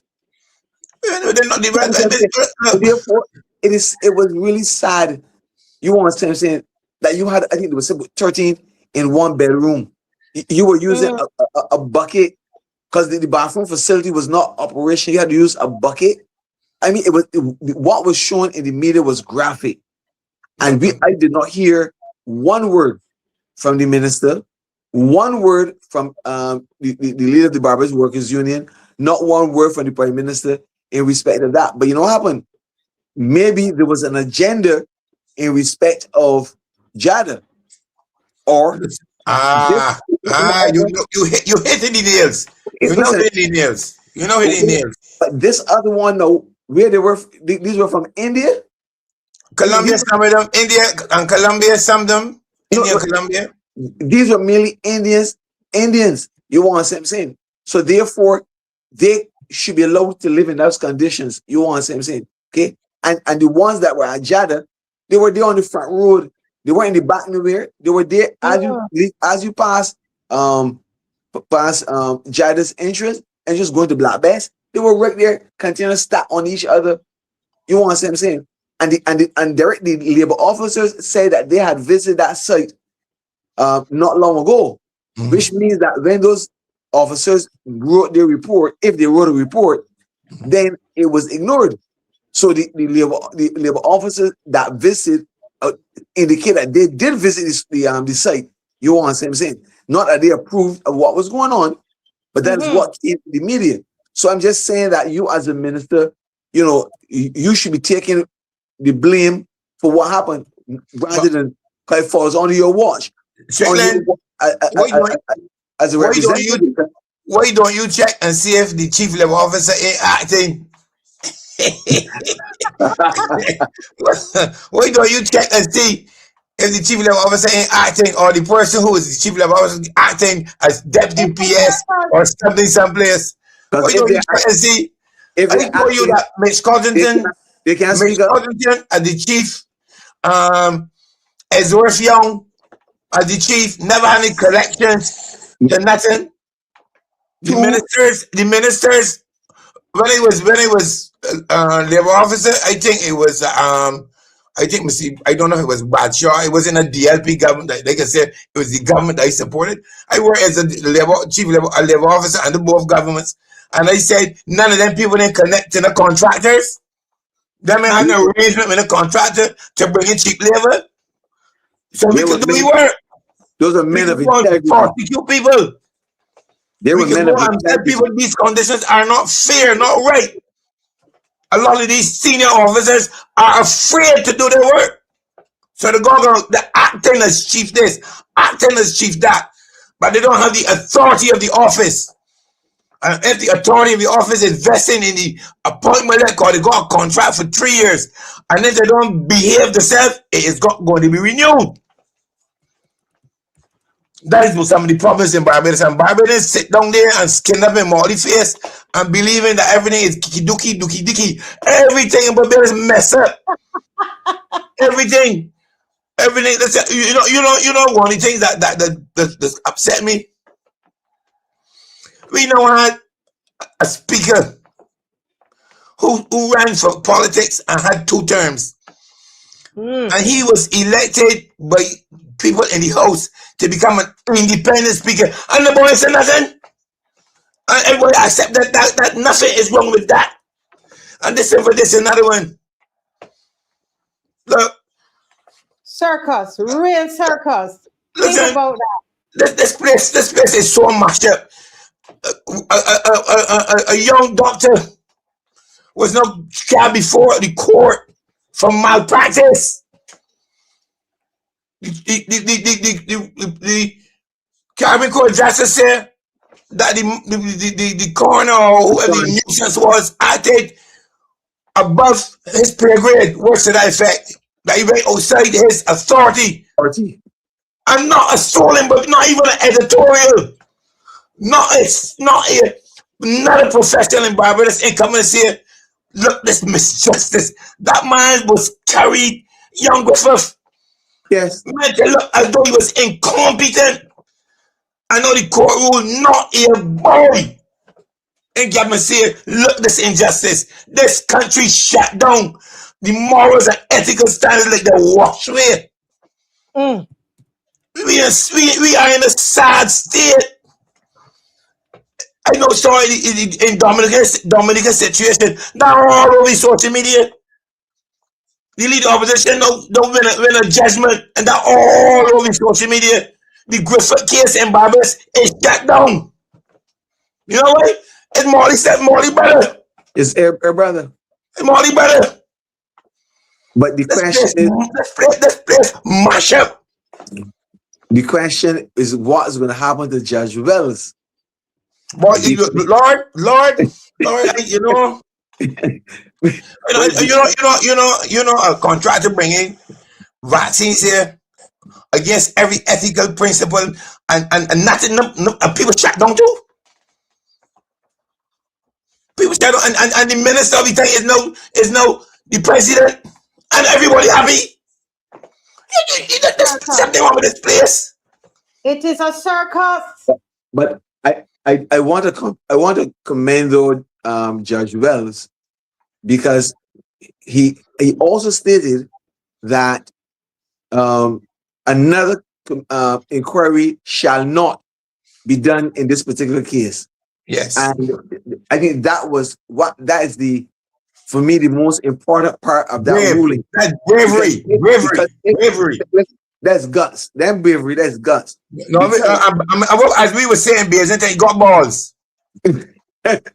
Because if he had not said that, you know that they would have had a further inquiry into that. Appeal. You know what I'm saying? So that the coroner Bannister, you know what I'm saying? Okay, I mean, was castigated by that ruling, and I feel, you know, proud to know that there's still individuals with balls, who have guts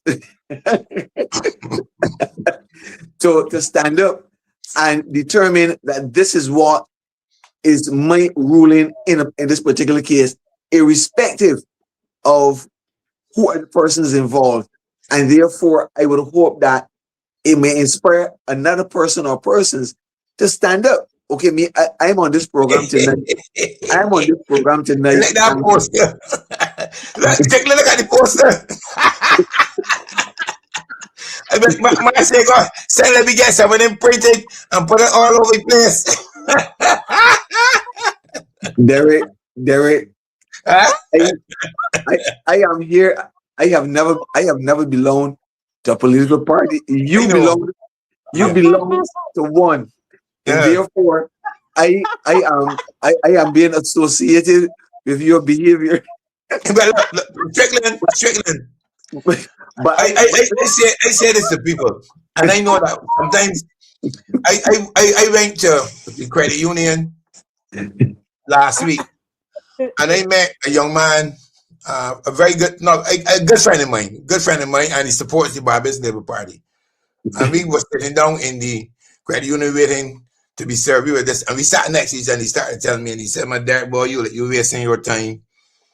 You putting your soul up there, and these people that you begging and you trying to help, when you look wrong for them to be behind you, they're gonna disappear." And he had a bad experience on a matter that he went out public and was making a case on behalf of workers.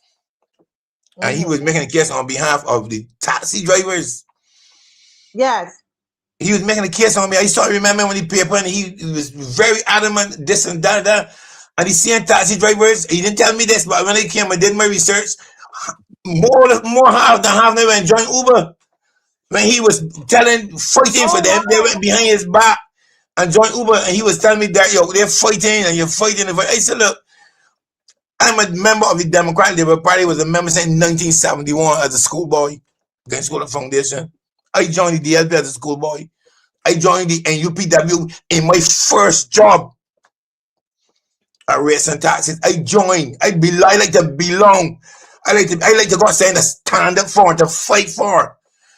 I remember Deacons Volleyball Club, Deacons Development Education Social Culture Organization. From the time I was 14, I believe, I joined, I be part, I engage.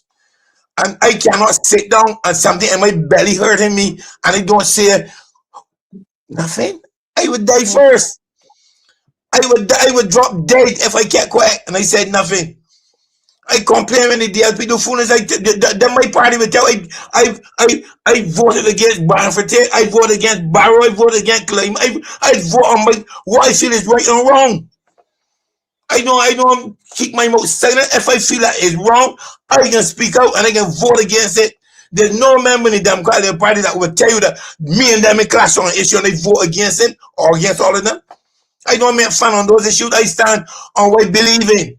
And I believe that Miss Molly is the worst thing ever happened for Barbados. I believe so.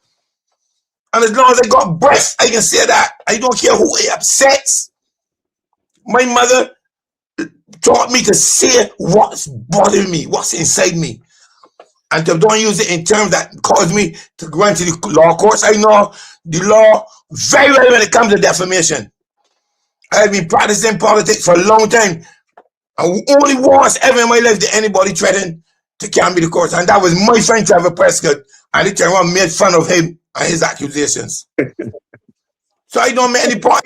Strickland, I am afraid of no one. I'm 73 years old. I am going to soon pass, all of us. But as long as I have breath and this woman remains leader of this country and running the race she's running, I am going to speak out. I don't care who it offends. And I'm saying this incident with the circus, I believe God had a hand in it. Look at that. That picture is so beautiful. Strickland, look at that picture. Derek, I'm looking at the picture. And I have never, as it were, belonged, but I will always stand up for what I believe in. I know you know that I know. So now you call me. I know you, Strickland. For the same reason. You and I have communicated, discussed, sit down across the table. Right? But for the same reason your mother would have taught you by example. And I think that is one of the problems, maybe for some of us. We have not had the kind of models in our lives that, have inspired us to be true to ourselves. You know what I'm saying? And that's why I thank you, Marcia, for providing a forum for myself and others who can come and speak in respect of our country. Because at the end of the day, regardless of whoever is leading, this is our country. You are Barbadian. You're a Barbadian citizen. And I really do applaud you for the effort that is made to give individuals the opportunity to come and to share. And you have not been selective. You have been open for any and some who want to come. You want to say, unfortunate, some will not come because they don't want to be seen. There's some who will not come because they're not prepared to deal with what they believe in afterwards. I'm willing to stand up for anything I say, anything I believe, because I'm accountable to God for the truth. And therefore, Derek, I really applaud you for what you do on this program and wherever else. And we will always stand up for the public service. Yeah, Strickland, I say this, let me say this here. I have always believed that Barbadians at some time rise up at some time. But I found that recently the control of the media the muzzling of the public service and the I don't want to say the hold on the unions, but the attachment of the unions, the way the unions are now structured and who lead them and so on, have silenced one of the third sector people that used to make a difference. The government don't throw some money at the church. No throw money at the church. More the fees that everybody got a price. And that she can throw money out there and people can snatch at it. That is my understanding of the way that what motivates her. You know, and I say that Barbadians all through the years, you go back to the 1930s when we had the disturbances. There was a when it got overbearing, and in the 70s we had marches, and then when they had the 8% cut, all at the same morning, them march. Correct. I remember the other day when the LP was in government, that had an incident down at the IDC, and Marty took a whole set of operatives all through Broad Street with a big strap, blowing democracy under threat and all kind of thing. But you know, the difference now is that people frightened to lose a crumb. And that way, Marcia, God will bless you. God will bless you, Marcia, for the courage to use your organizational skills to keep this program going. I know the pressure that you have been under to keep it going. But I know that you are a God person. And you are committed and strong in your belief that once you are doing right, people will help you. Yeah. And I know people from all over the world is calling some Marcia, don't give up. And Strickland, I know you got balls ever since, so that's an issue. I know that. But they got some people who will come on and then they say them and getting in it because they getting too political and all that. Politics is about who gets what, when, and how. Laszlo. Everything in this world is political. You don't have to be join a political party to be political. You make political decisions every day. To join and not to join is a political decision. When you stay silent, that's a political decision. Very strictly, when you say, I am not staying silent, you make a political decision because it is affecting people. And your contributions to this program affect how people think about Barbados, and they respect you for it. You don't have to be a B or D or NDP. Your positions influence how people think. And you too got balls.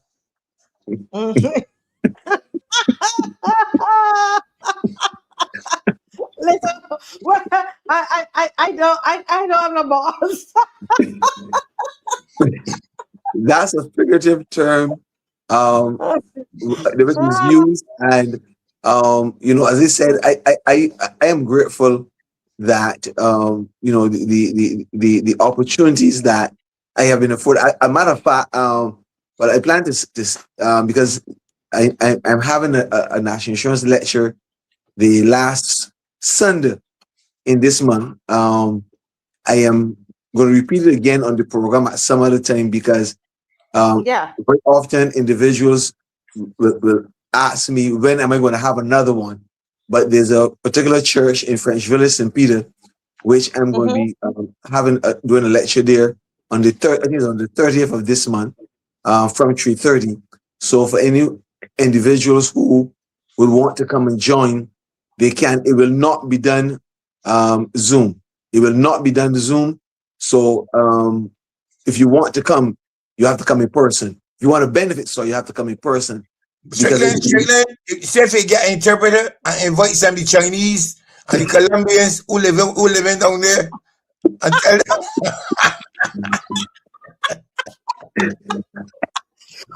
get the interpreters and invite them.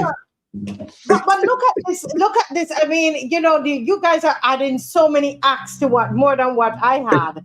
you have expanded this whole thing and just threw out everything I planned, but it's perfect. But I was shocked, gentlemen, to hear Minister Kirk Humphrey saying that you got here in the bus there too. He should be up front.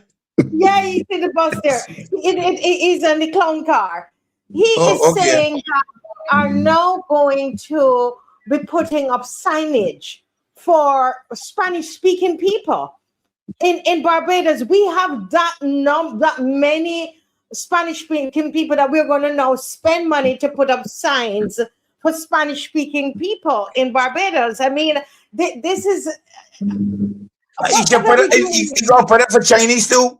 You should go put it Chinese signs. You can't just put it Spanish, you got to put Chinese. Stupidness. These signage in Bridgetown, poor here, but the Spanish ones, these people so see them clowns. They put us some in Hebrew. They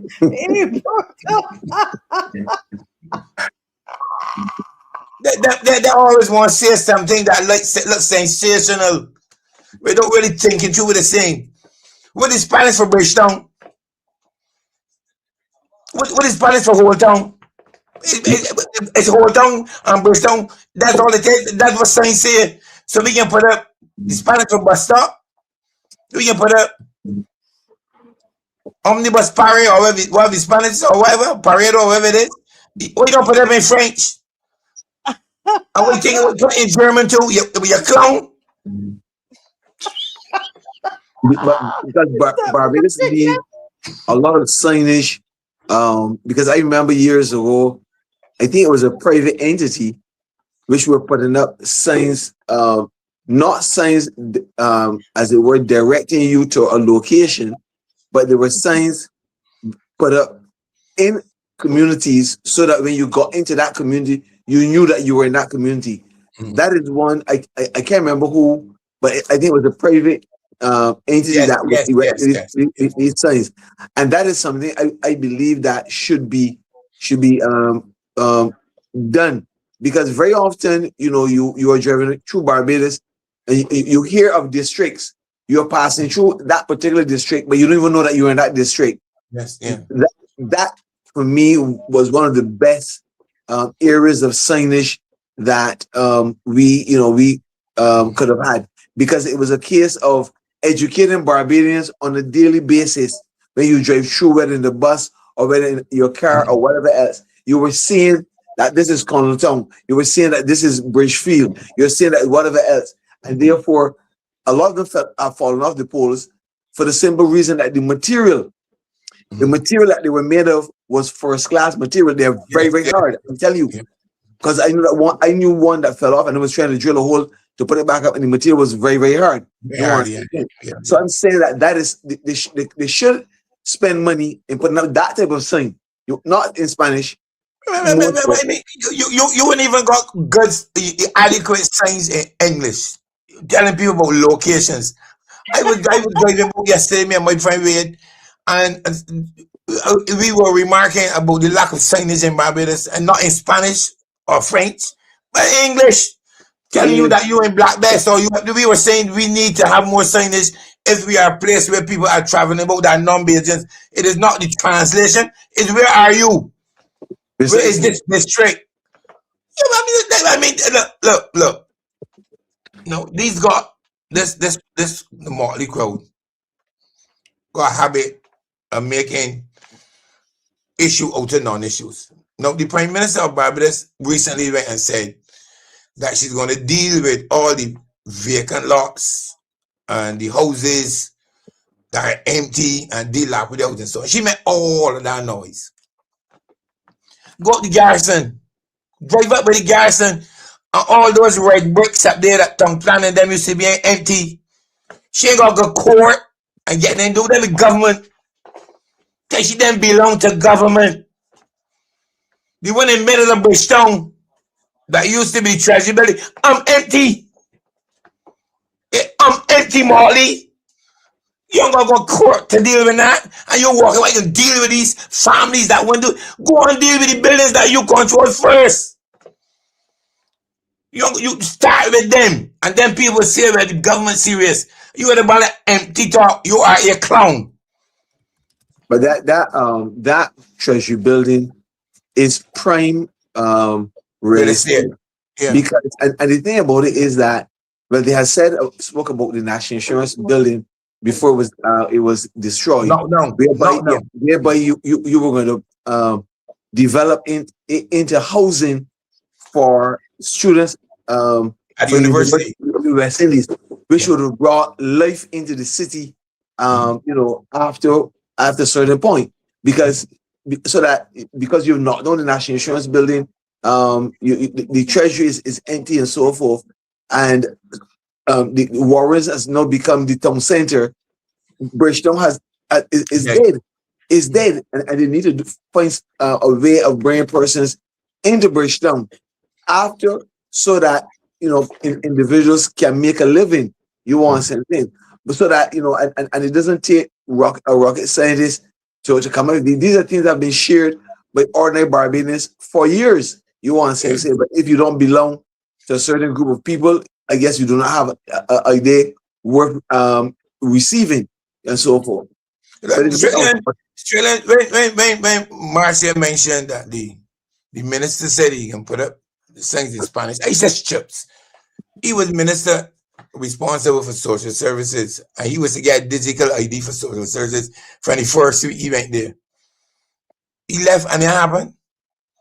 He just talked. He's an actor.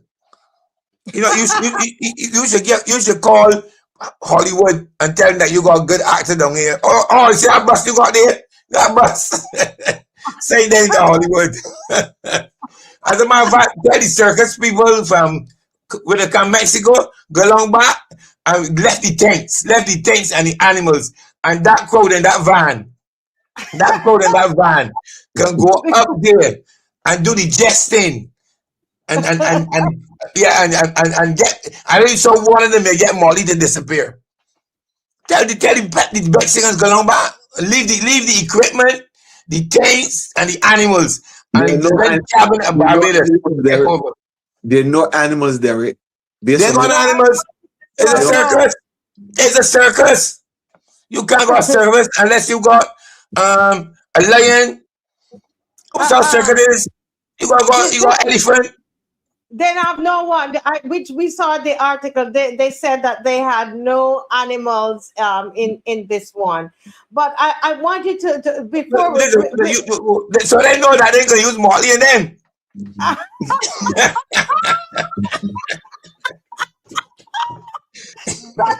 Mr. Strickland, look what I bring you into the Mr. Strickland did not say that, okay?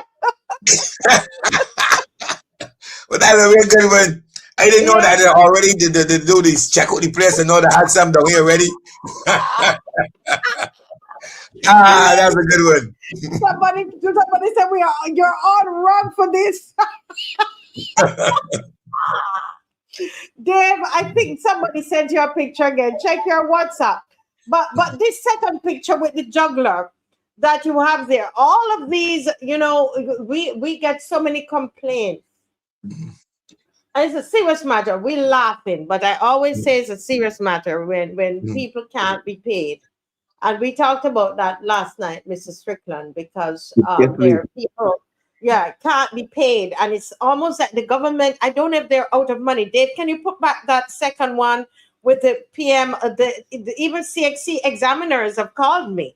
That money has been paid to the Ministry of Education. They've not been paid. Contract workers, school monitors, or you want to call them school assistants, haven't been paid since November. 10 months, almost 10 months, people not pay hospital staff. I mean, so many persons who work in government have not been paid. However, this juggler that is on the screen says in Parliament, you've got to pay workers. Derek, you weren't here last night, Dr. Allen. Can you do a quick comment on this one here? No, I heard Brother Strickland speak earlier about the practice in the public service of getting authorities and so on. That is a long-term, long-standing issue in the public service. But look, no employer that is able to pay is going to withhold the wages of the staff and don't pay, because they will get substandard work and they will be continually looking for new staff. So my feeling is that anytime there is a challenge that employers may not pay any national insurance, but I'm showing that they can pay the workers their money. But government has been the culprit for years. Government has been the culprit for years. And rather than try to make a big long speech, what she needs to do is to try to do what Strickland had been saying, is to find a way to deal with people who come in the public service and have to wait for authorities to filter themselves through the network that can lead people without remuneration for long periods of time. And so this big statement that she can employer is going to withhold wages for somebody unless there's an issue or a challenge. As Strickland would tell you, they may forfeit paying national insurance, but they will pass the people's wages, because they will lead to breakdown in relations, and the people will not work and they will stay home and all of that. So I ain't getting the Prime Minister doing a little act of acting, you know, circus in town, so do a little acting. But you know, I know, look, and the truth is that a lot of these ministers and those have not been exposed to the public service and don't understand the workings of the public service, and they don't understand that these things, some things can happen. And when you hire people new, when they went to work, it took me about 3 months to get paid. So my mother was carrying me for the first month and giving me bus fare and lunch money till I get my first pay. And I understood that was where the system worked. As Strickland would tell you, he went to work and maybe for the first 3 or 4 months, we didn't get a penny. That's how the system used to work. So that's why the government can run and put in legislation that they are not going to be able to put the government as part of the legislation, caught it in the web. But look, the public service, health, the Safety and Health at Work Act mandates that government also follow the act. That government departments are mandated to follow the terms and conditions of the act. But you got departments in government with more than 25 workers that do not have a sick bay, and that's part of the act. And not having one is against the law. You know, so I mean, all this blah blah blah from Mottley's is just acting. And she knew the circus was coming, and she was looking for a job. Motley, the tightrope walker. Go ahead, Mr. Strickland. I refer to them as cuckoo clocks. A cuckoo clock will come out cuckoo cuckoo, and then go back in and hide. And they come out with cuckoo cuckoo, and that's what we've been having from our parliamentarians. No, not just this group, but we've been having this for way too long. And so when people get disgruntled, we come out and we say cuckoo cuckoo, and everybody gets impressed, and then we go back in, and it goes back to the same old. But the whole issue of withholding, denying, because this is not withholding, this is denying persons, and it's not a case where government does not have the finances, because that's always what people say, but government ain't got no money. The financial year has only just started. It has only just started in April. And therefore, monies are voted available for remuneration, salaries, and whatever else for the financial year. So there are monies there to pay public workers. Yes, we do know that they take on individuals for projects and has not had money voted for it.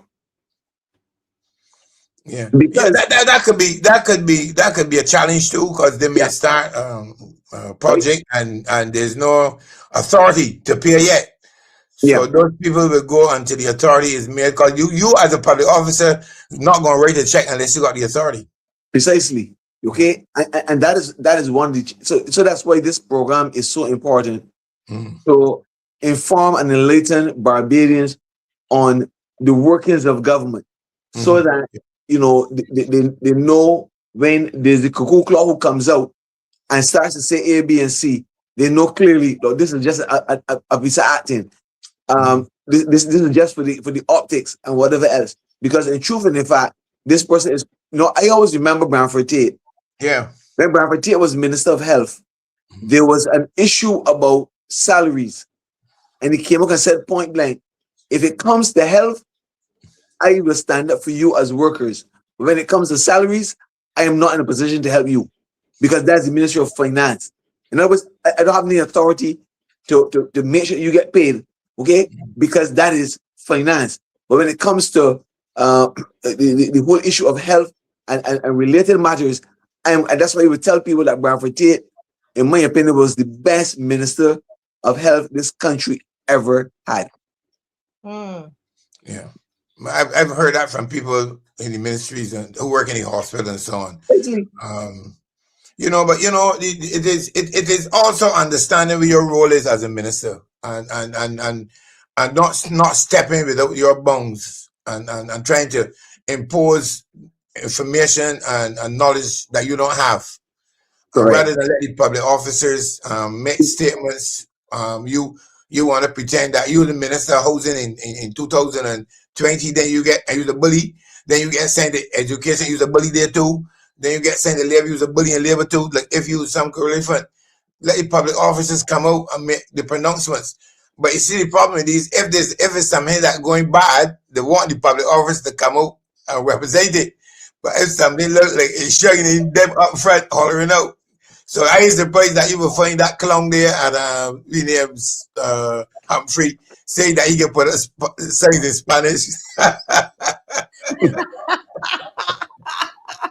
You can't even force things in English and you will find some in Spanish, blah, blah, blah, blah. Oh my gosh. Oh my God. Well, we have come to the end of the show. It's 2 minutes and I made such an error. I think I saw the link there, Mr. Strickland, and I thought that was the correct link I sent you for today, but that was the link for yesterday. And also it was done to my brother there, Victor Lewis, right? And I will apologize to him, and that's when so really sorry about that, but things just were all things work together for good. That's how I see it, and I will have him on. He knows I will have him on another time. I just want to publicly apologize to him. But what an enlightening night, and I really, as you guys are thinking about the final words that you want to say tonight to the Barbadian audience, I want to say to everybody, as much as we've had a lot of fun tonight, we laugh. God has given us this that we could laugh at ourselves too, But there's a very serious part of it, and I want you to take that away from it. Don't just, because we like, as Bajans, we like a good laugh, cackle out and so on. But I hope that it will lead us to change. We see ourselves. We laugh at ourselves, but then we get up and say, no, man, you know what? We've got to change this. And I really am hoping that is what is happening tonight, not just you having fun at home, laying down, watching us in your bed. Okay?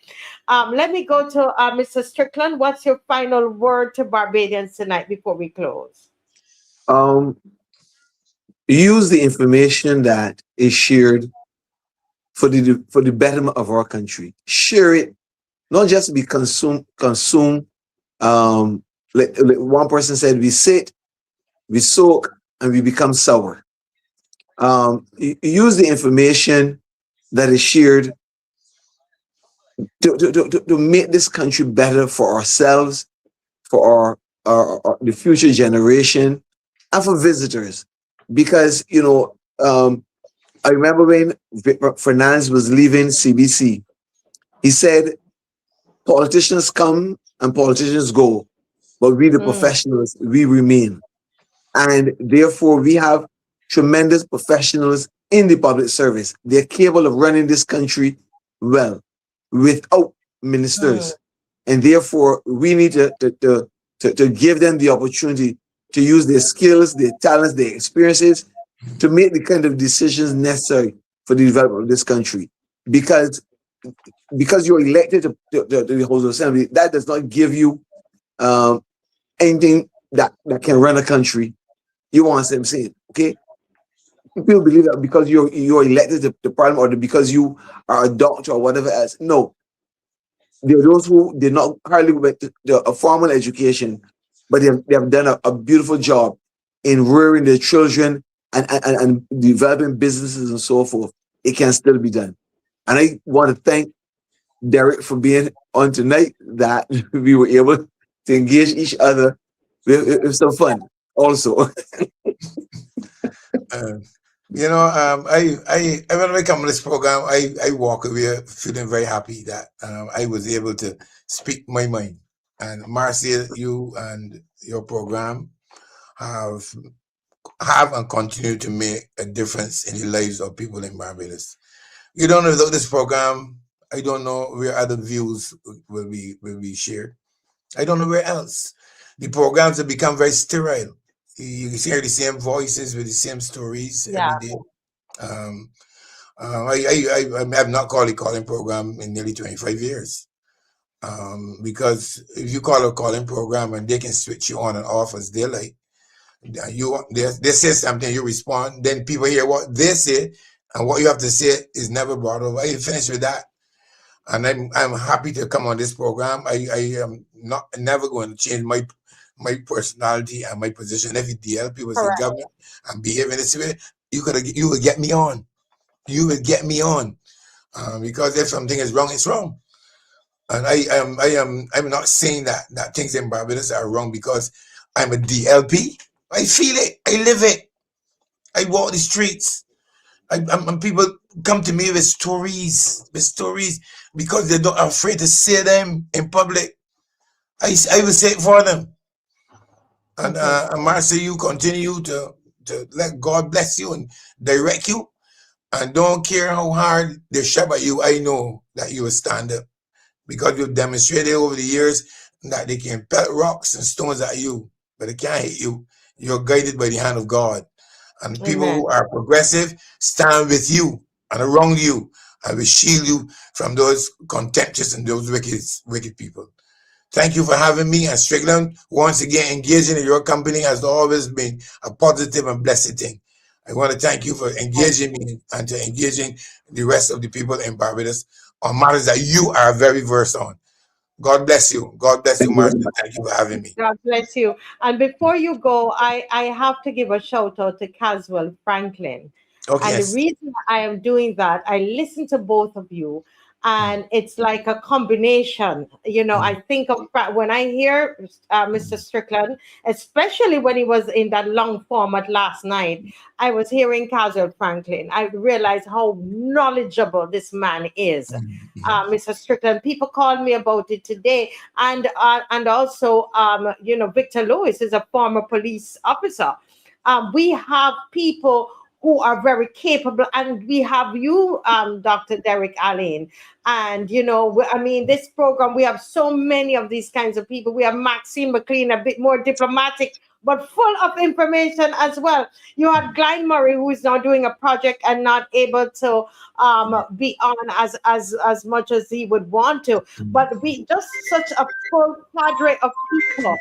And I of course, I'm not calling everybody's name. I'm talking in terms of us understanding the public service. I think people listening will know what I mean. Understanding the public service, understanding how government works. I have learned so much from you all. And I just want to say thank you to Miss McLean, who is not on, Glenn Murray, Caswell Franklin, Derek, Stephen Strickland, Victor Lewis, everybody. I just thank you all.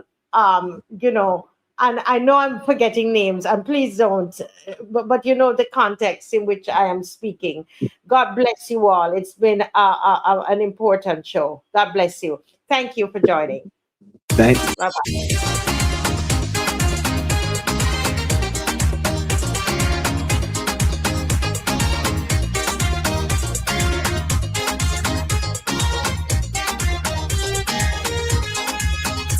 Love again. It's the same old story. One party will reign. In this sweet country, no opposition in parliament, but tell the powers that be, that doesn't give them license to run free. Although we give them the mandate to run the country for we the people are still the ruling party. We planning to jump up when we disagree, jump up when they jamming we will let them know the cost of this country. Jump up and take a stand, jump up and put up we hand, cause we are the ruling party. And if we have to whine, we will whine surely, cause we are the people's party. And we vow to jump up and stand up and speak up.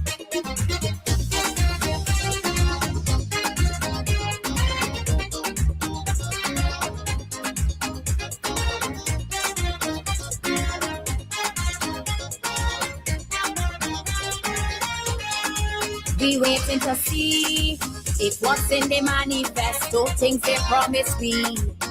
Will they fly over and go?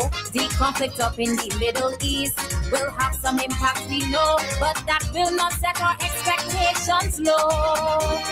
And if we ever see some of them with their egos getting too large, we won't hesitate to show them who is in charge. We planning to jump up when we disagree, jump up when they jamming we will let them know the pulse of this country. Jump up and take a stand, jump up and put up we hand, cause we are the ruling party. And if we have to whine, we will whine surely, cause we are the people's party. And we vow to jump up and stand up and speak up.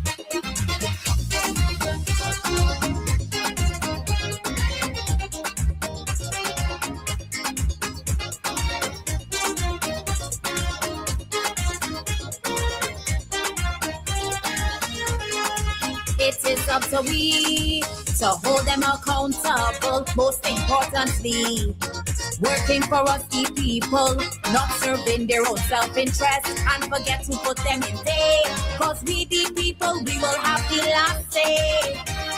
And when it comes to Barbados, well, we Bajans don't play. We ain't standing for no BS bout it. We planning to jump up when we disagree, jump up when they jamming we will let them know the pulse of this country. Jump up and take a stand, jump up and put up we hand, cause we are the ruling party. And if we have to whine, we will whine surely, cause we are the people's party. And we vow to jump up and stand up and speak up. Politicians dancing across the floor, it's amazing. It's the rhythm of politics that's keeping them moving. We got to stay vigilant, we got to stay focused, cause we the people, we are the heart of Barbados. We planning to jump up when we disagree, jump up when they jamming we will let them know the pulse of this country. Jump up and take a stand, jump up and put up we hand, cause we are the ruling party. And if we have to whine, we will whine surely, cause we are the people's party.